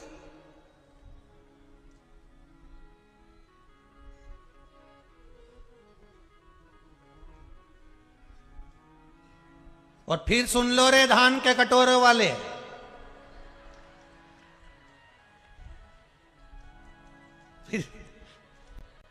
फिर सुन लो, इस्पात नगरी में रह रहे हो, लोहे की नगरी में, लोहा यहां पर बहुत बनता है। एक पहले कथा कही थी, लोहा सोचे कि मेरे बराबर कोई दम नहीं किसी में भी, तो लोहे से ज्यादा कठोर होती है अग्नि, जो लोहे को गला देती है। और अग्नि सोचे कि मैं कठोर, तो अग्नि से ज्यादा कठोर होता है पानी, जो एक लोटा डालते ही अग्नि को बुझा दे। और पानी सोचे कि मेरे बराबर कोई नहीं, तो उससे बड़ा कठोर होता है मनुष्य, लोटा में भर के डकार जाता है, इतना कठोर। तो मनुष्य सोचे कि मेरे बराबर कोई नहीं, तो मनुष्य भी ध्यान रखना तुमसे ज्यादा कठोर होती है बीमारी, जो अच्छे अच्छे पहलवान को भी निकल जाती है। और बीमारी सोचे कि मेरा कुछ नहीं बिगड़ सकता, तो बीमारी से भी ज्यादा कठोर होता है मेरा कालों का काल महाकाल, जो बीमारी को ही निकल जाता है, बीमारी को जो निकल गया।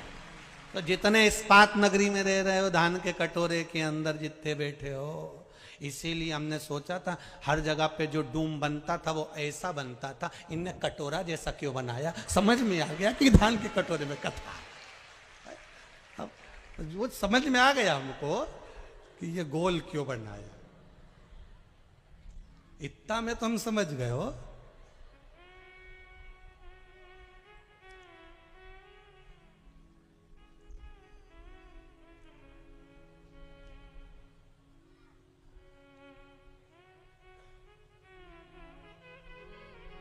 अब सवेरे सवेरे 5-6 बजे हम यहाँ पहुंचे भिलाई, तो ये कामाख्या सेवा समिति की माताएं और भाई लोग वहाँ आए लेने के लिए। तो वो सब पाँव धो रही थी वहीं बस स्टैंड के पास में, वहीं चौराहे पे, और वो पुल के पास में सब पाँव धोए।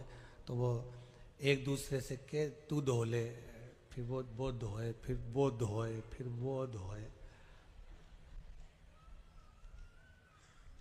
अब हमने कहा एक ही धो लो, बाकी का सब हाथ लगा लो।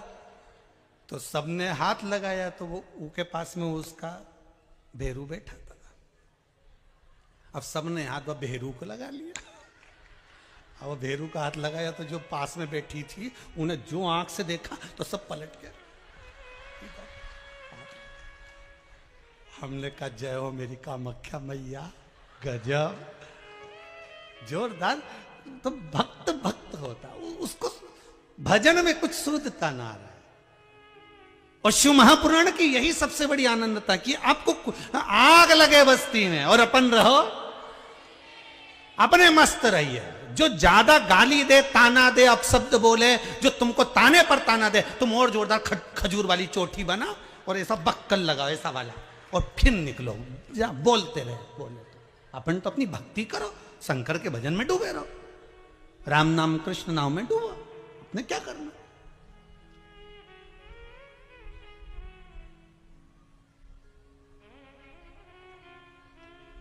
महाराज, राम की दृष्टि में शंकर बड़े हैं, शंकर की दृष्टि में राम बड़े हैं, कृष्ण की दृष्टि में शिव बड़े हैं, शिव की दृष्टि में कृष्ण बड़े हैं। क्योंकि भगवान कह रहे हैं मुझसे बड़ा मेरा भक्त होता है, भक्त मुझसे बड़ा है। तो जो भगवान की भक्ति करता है भगवान उसको बड़ा समझता है।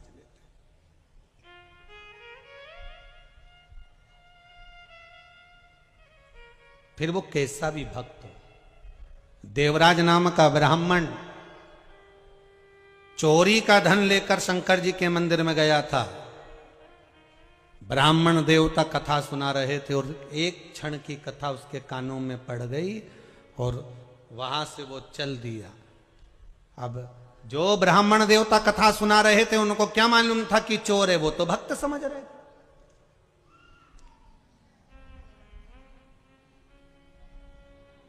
उनको नहीं मालूम कि ये चोर है, उनको तो भक्त समझ रहे।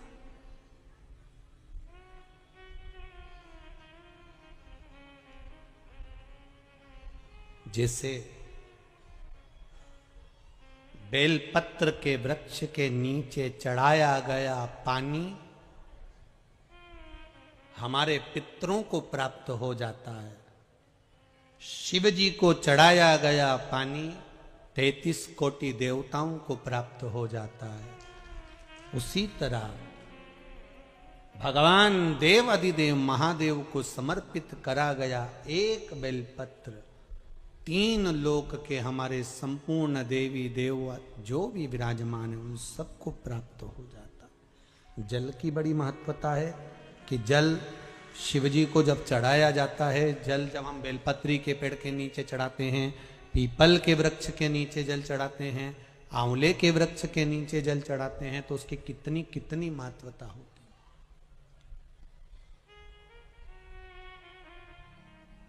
उसकी कितनी मूलता है।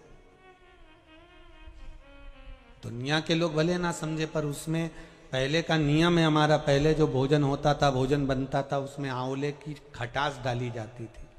आज के ज़माने में तो लोग टाटरी डाल दें, नींबू डाल दें, ये सब बात की बातें। आंवला इसलिए डालते थे क्योंकि हड्डियां मजबूत रहती थी। अब आज के समय में तो कहाँ लोग बस वो च्यवनप्राश मिल जाए आंवले का तो खा ले। पर नियम अगर माताएं बनाए कि आंवला नवमी पर आंवले के वृक्ष से आंवले लेकर आवे, आंवला नवमी के समय पर बहुत आंवले आते हैं, तो उसके बाद में उसके पहले कभी भी ले आओ और आंवले इकट्ठे कर कर वही जब दाल सब्जी भाजी बनाओ उसमें पटक दो थोड़ा सा एक आध आंवला, तो उसका जो रस तत्व है शरीर की हड्डियों के लिए अच्छा। तो हमारे यहाँ बेलपत्री का वृक्ष, पीपल का वृक्ष, आंवले का वृक्ष, इन तीनों जगह पर जो जल चढ़ाया जाता है उसकी महत्वता भी हमारे यहां दर्शाई गई। उसकी महत्वता भी दर्शाई। एक अच्छी बात सुन लो, बहुत बाबा की कथा में प्राप्त हो और जीवन का कल्याण हो। कभी किसी मकान का उद्घाटन कर रहे हो, किसी दुकान का उद्घाटन कर रहे हो, महाराज मकान का, दुकान का आप उद्घाटन कर रहे हैं, उसको प्रारंभ कर रहे हैं, तो प्रयास करा करो कि पीपल के वृक्ष के नीचे की थोड़ी सी मट्टी, आंवले के वृक्ष की थोड़ी सी मट्टी, थोड़ी सी बेलपत्री के वृक्ष के नीचे की मट्टी, थोड़ा आंकड़ा, जो आंख होता है, जो शिव जी को फूल चढ़ता है सफेद आंख का, उसके नीचे की मट्टी, इन माटी को लाकर जहां नए मकान का मुहूर्त हो रहा हो या नए मकान में अपन जा रहे हो या उस मकान में कहीं पूजन आदि करा रहे हो, तो गाय के गोबर के साथ में, गौ माता का जो गोबर है, गौमूत्र है, उसके साथ में इन माटी को लेकर थोड़ा सा भाग लीप लेना चाहिए। क्यों? क्योंकि बेलपत्री के वृक्ष के नीचे लक्ष्मी जी का आवास है, पीपल के वृक्ष के नीचे नारायण और लक्ष्मी का आवास है, शनि का आवास, भगवान शिव का वास है। इसलिए शिव जी का एक नाम है पिपलेश्वर महादेव। दधीची ऋषि की अस्थियां जाने के बाद में सुभाष ने जो अपना गर्भ था उसको पीपल के कोटर में रख दिया था और पीपल के वृक्ष का फल खाकर वो बच्चा जीवित रहा था जिसका नाम पिपलाद हुआ। शिवजी ने उसको वर प्रदान करा था, इसलिए उसका भगवान शंकर का नाम पीपल के वृक्ष के नीचे पिपलेश्वर महादेव पड़ गया था।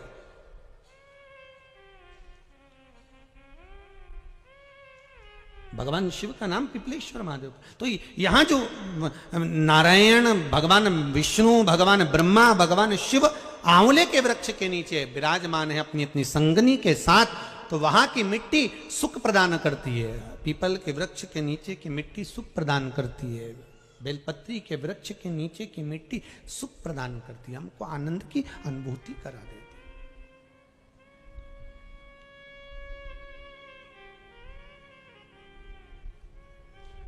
सुख जहां मिल जाए। महाराज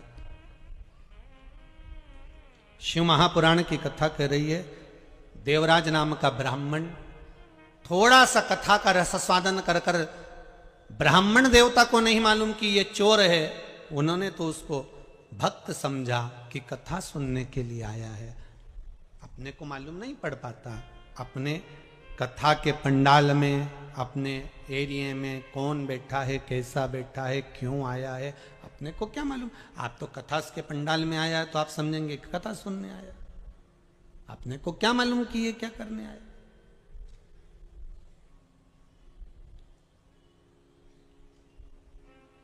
हमें अंदाजा नहीं है कि वो क्या करने के लिए आया, हमें तो अंदाजा इस बात का है कि वो कथा सुनने के लिए आया, कथा श्रवण कर रहा है। अब शिव महापुराण की कथा कहती है, देवराज को कथा सुनी, ब्राह्मण देवता ने अपने मन से बातचीत थी, पर देवराज का मन शिव महापुराण में नहीं लग पाया था। होता है ऐसा, कथा में जानकर बैठने वाला बैठ जाता है और उसका मन नहीं लगता। तो कई लोग कहते हैं गुरुजी आपने तो कथा कही, उसने नहीं सुनी, तो आपको कैसा लगेगा, उसने श्रवण ही नहीं करी। तो हमारा निवेदन फिर वही है,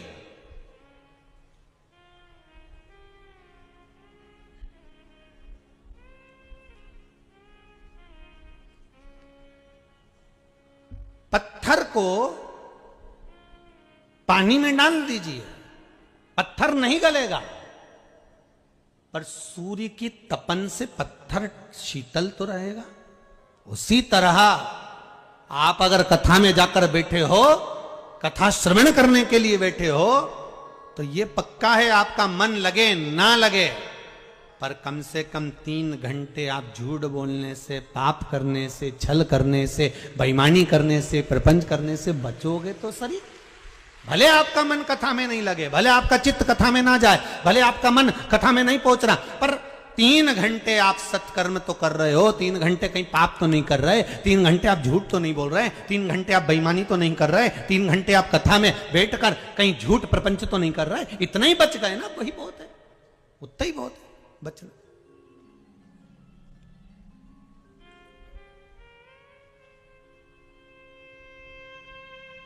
3 घंटे ये चित्त कथा में पहुंचे।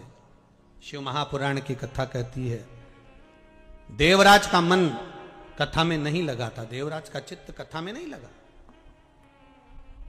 और देवराज का जब मन कथा में नहीं लगा, देवराज का चित्त जब कथा में नहीं लगा, तो देवराज ने यह बात अपनी चित्तवृत्ति में उतार ली और गया।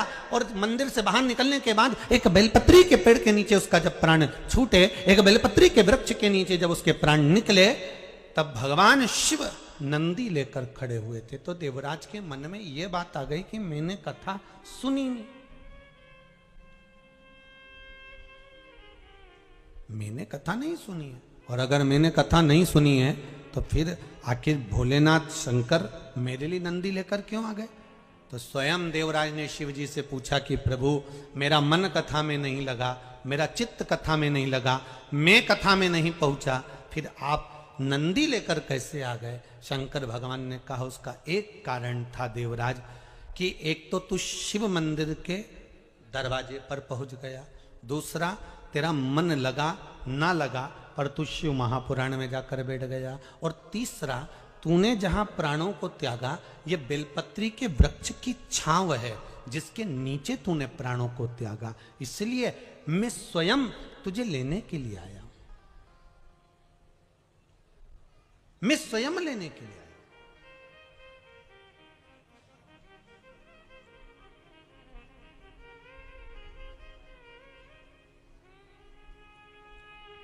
एक दान छोटा सा होता है और एक दान बड़ा सा होता है। बहुत अच्छी भाषा में समझिएगा इसको। आपने किसी को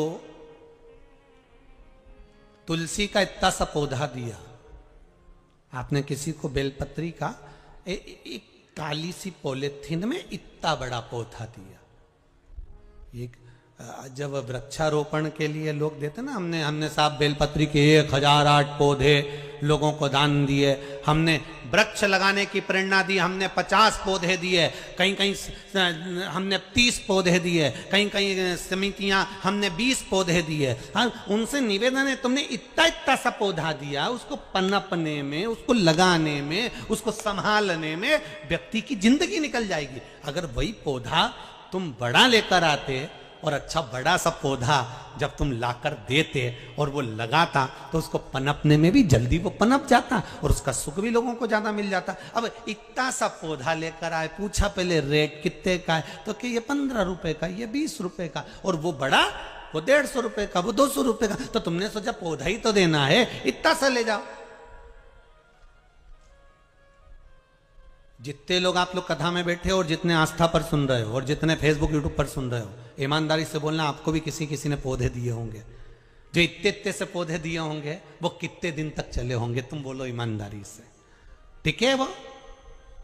ज्यादा नहीं टिके। 10-20 लगाए होंगे तो उसमें से 1-2 पनपे होंगे, वो टिकते ही।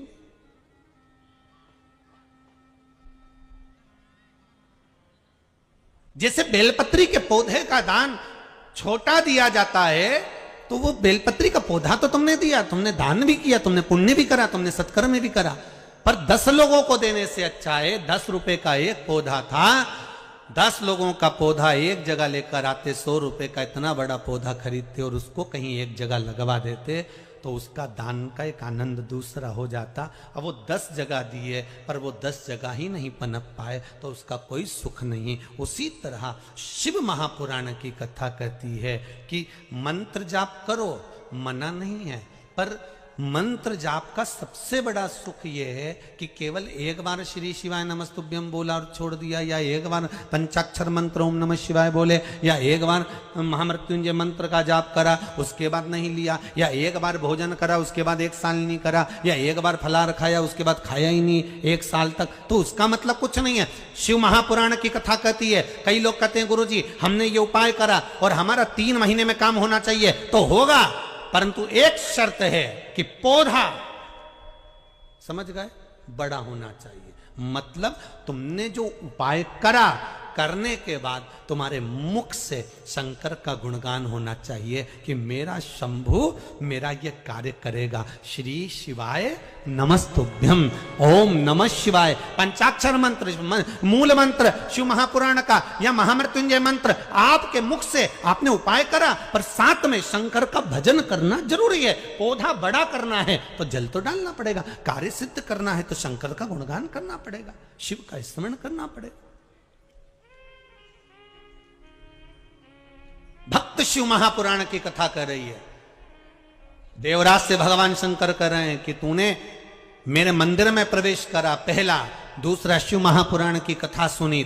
तीसरा, बेलपत्री के वृक्ष के नीचे प्राणों को त्यागा, ये तेरे को सुख दे गया, इसलिए मैं स्वयं तुझे लेने के लिए आ गया। शिव महापुराण की कथा कहती है अगर भूल से भी व्यक्ति शंकर जी के मंदिर के बाहर से भी निकल जाता है तो भी शंकर करुणा कर देते हैं साहब, तो भी शिव कृपा कर, मात्र भूल से निकल गया।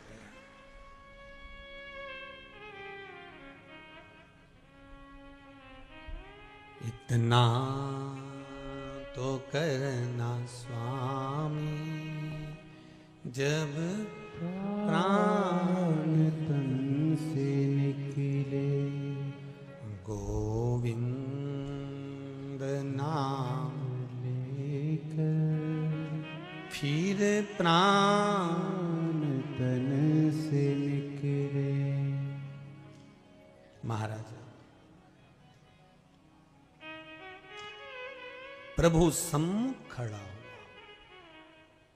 हमारा विश्वास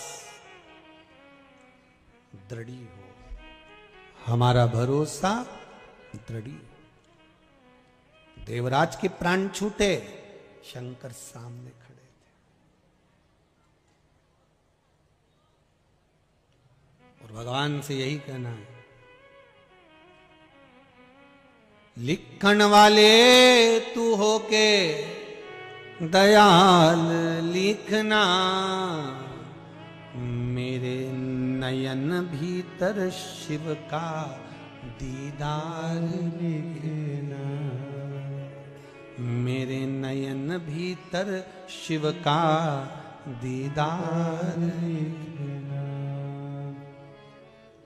जिब्या पे लिखना नाम शंकर का, जिब्या पे लिखना नाम शंकर का, कानों में शिव महा पुराण लिखना, ओ कानों में शिव महा पुराण लिखना, मेरे हृदय अंदर शिव जी का प्यार लिखना, मेरे हृदय अंदर शंकर का प्यार लिखना।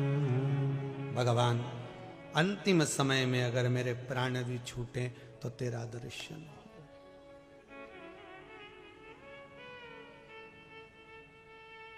भक्त क्या चाहता है भगवान से?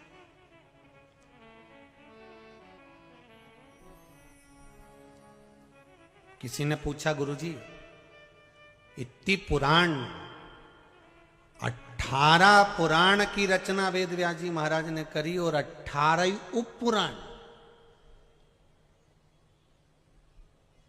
18 पुराण है और 18 उप पुराण।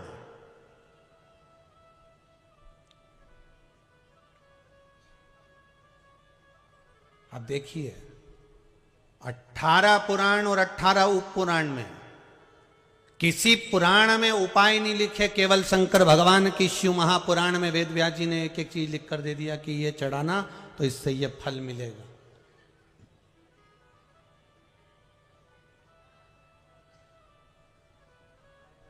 पर मन को शिव में लगाओगे तो मिलेगा।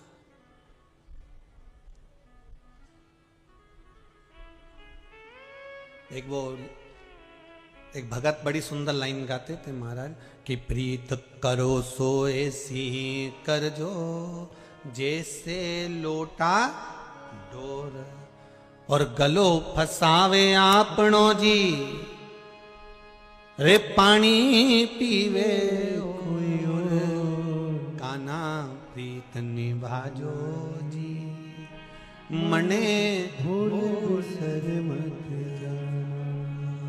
अगर प्रीत करो तो ऐसी करो। तो लोग कहते हैं गुरुजी 18 पुराण 18 उप पुराण, इतनी पुराने होने के बाद सारे पुराण में कहीं नहीं लिखा, केवल एक शिव महापुराण में लिखा कि शंकर को ये चीज काली तिल चढ़ाना, काली मिर्च चढ़ाना, ये चढ़ाना, वो चढ़ाना, शिव को चढ़ाने से फल मिलता है।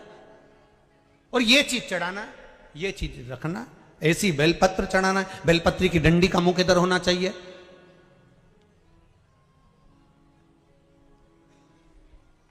भगवान शिव को चावल चढ़ाना है आखा, नंदी को हरी मूंग चढ़ाना है, बेलपत्र चढ़ाना है, ये सब शिव महापुराण में वर्णन कर दिया।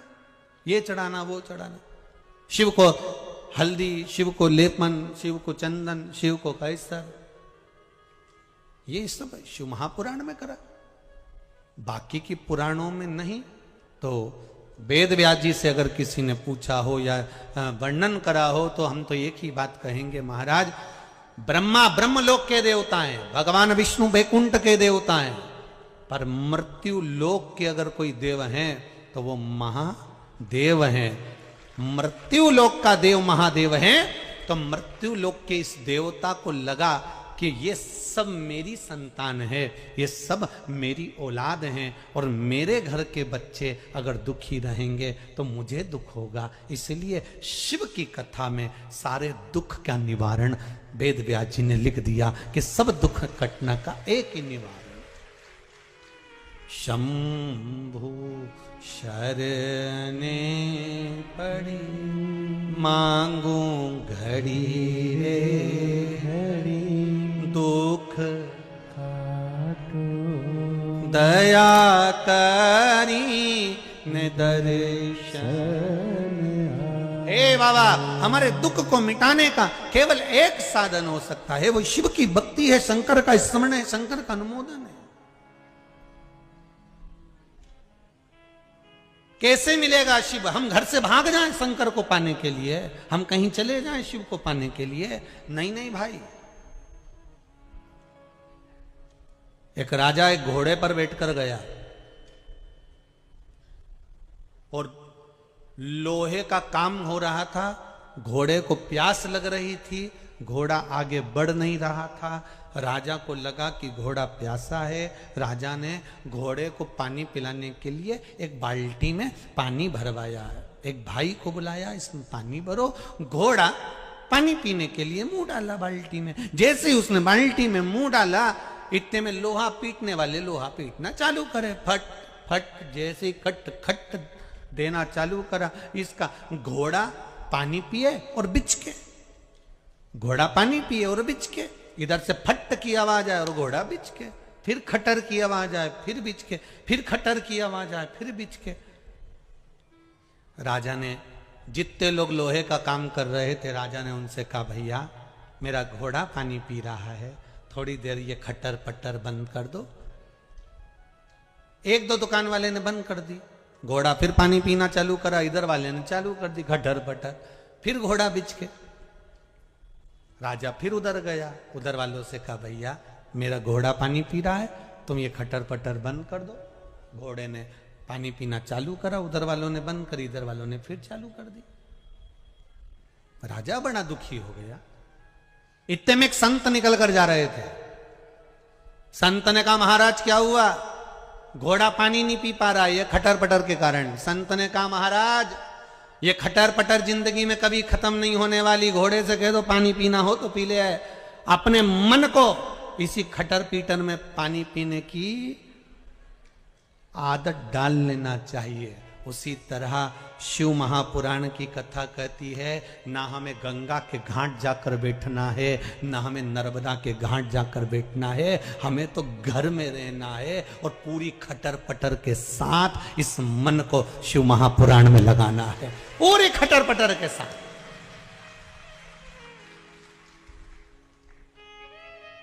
पोता इधर से खींचेगा, दादी दादी इधर से नाती खींचेगा, इधर से पंती खींचेगा।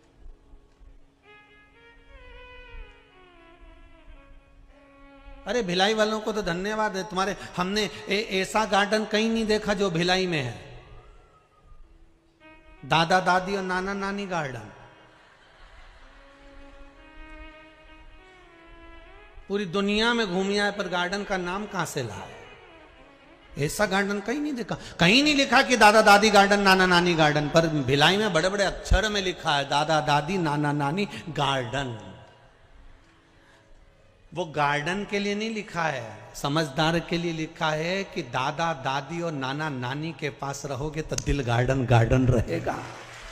तो केवल गार्डन वालों के लिए, ये समझदारों ने लिखा है कि इस दिल को अगर गार्डन करना है, इस मन को अच्छा करना है, तो दादा दादी की गोद में जाकर बैठ जाओ, नाना नानी की गोद में भी जाकर बैठ जाओ। जो दादा दादी के करीब में रहता है, नाना नानी के पास में रहता है, उसका दिल तुम देखो। छोटे छोटे बच्चों से कहो कहां जाना है? नानी हाउस, नानी घर, नानी घर। मां क्या मिलता है? कुछ नहीं, मेरी नानी मुझे बहुत प्रेम करती है, दादी मुझे दादी बहुत प्रेम करती है, मेरा दादा मुझे बहुत प्रेम करता है, मुझे बाजार ले जाता, कुरकुरा दिला के लाता, मुझे टॉफी दिलाता। तो जिन बच्चों का मन गार्डन गार्डन हो जाए, वही दादा दादी नाना नानी गार्डन।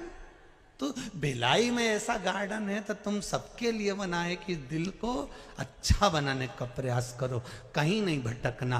भक्त से भगवान है और भगवान की मूलता भक्त है। भक्त भगवान है और भगवान की मूलता भक्त। कुछ उपाय जीव करता है, उसको अधिक फल की प्राप्ति होती है। करुणा सागर भगवान शिव तो एक निरंतर जीव का कल्याण करने वाले हैं, पर वो करुणा सागर भगवान शिव की भक्ति को करना, अपने जीवन में धारण करना, अपने जीवन में उतारना और उस भक्ति के बल पर भगवत स्मरण में लग जाना, ये एक आनंद की अनुभूति है। एक तो कठिन है मानव की देह और दूसरा कठिन है भगवान का भजन, भगवान का स्मरण। अगर मान लो मानव का शरीर मिल भी जाता है, मानव का शरीर प्राप्त भी हो जाता है, तो भी जीव भगवान की भक्ति को धारण नहीं कर पाता।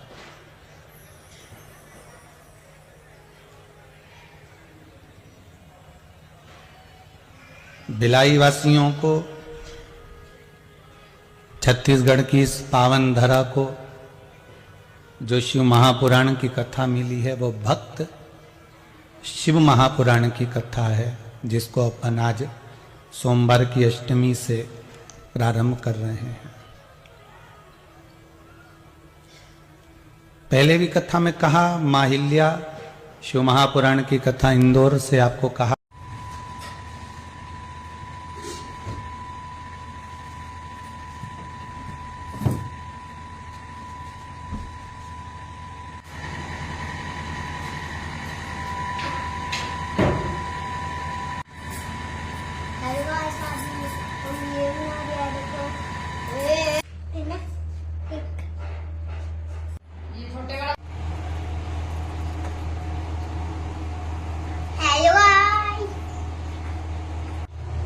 हेलो गाइस, आज हम बना रहे हैं फ्रेंच फ्राइज।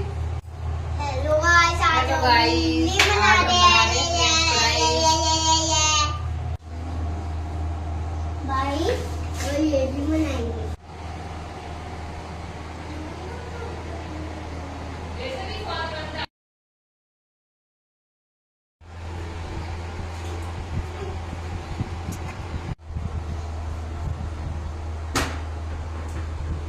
इतना पड़ गया। आज हम फ्रेंच फ्राइज बना रहे हैं। ये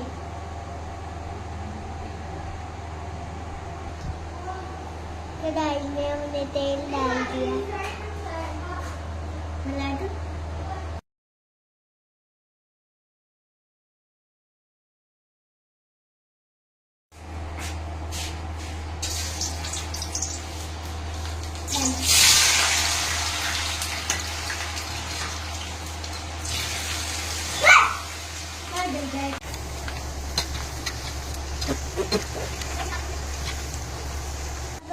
इसका यूज करेंगे। मम्मी बोल रही है मिक्सी ट्रैक्टर लेके आए हैं।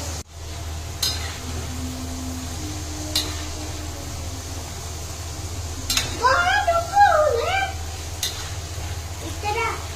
हेलो गाइस, देखो आज ये फ्रेंच फ्राइज बनाई है, ये रेडी है। जिसने भी खानी है आ जाओ, कमेंट करके बताना फिर।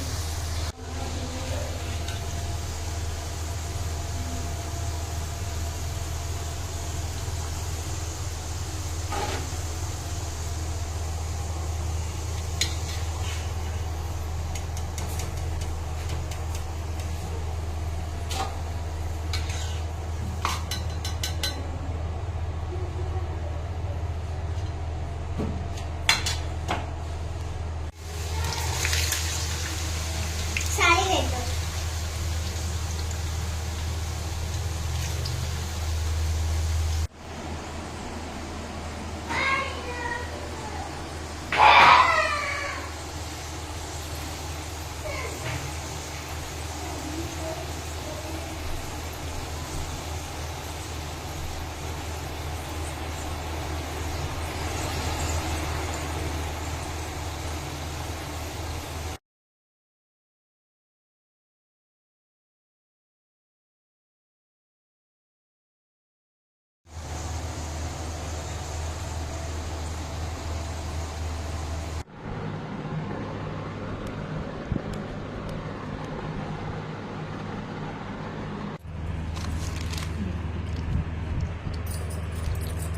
Hello guys,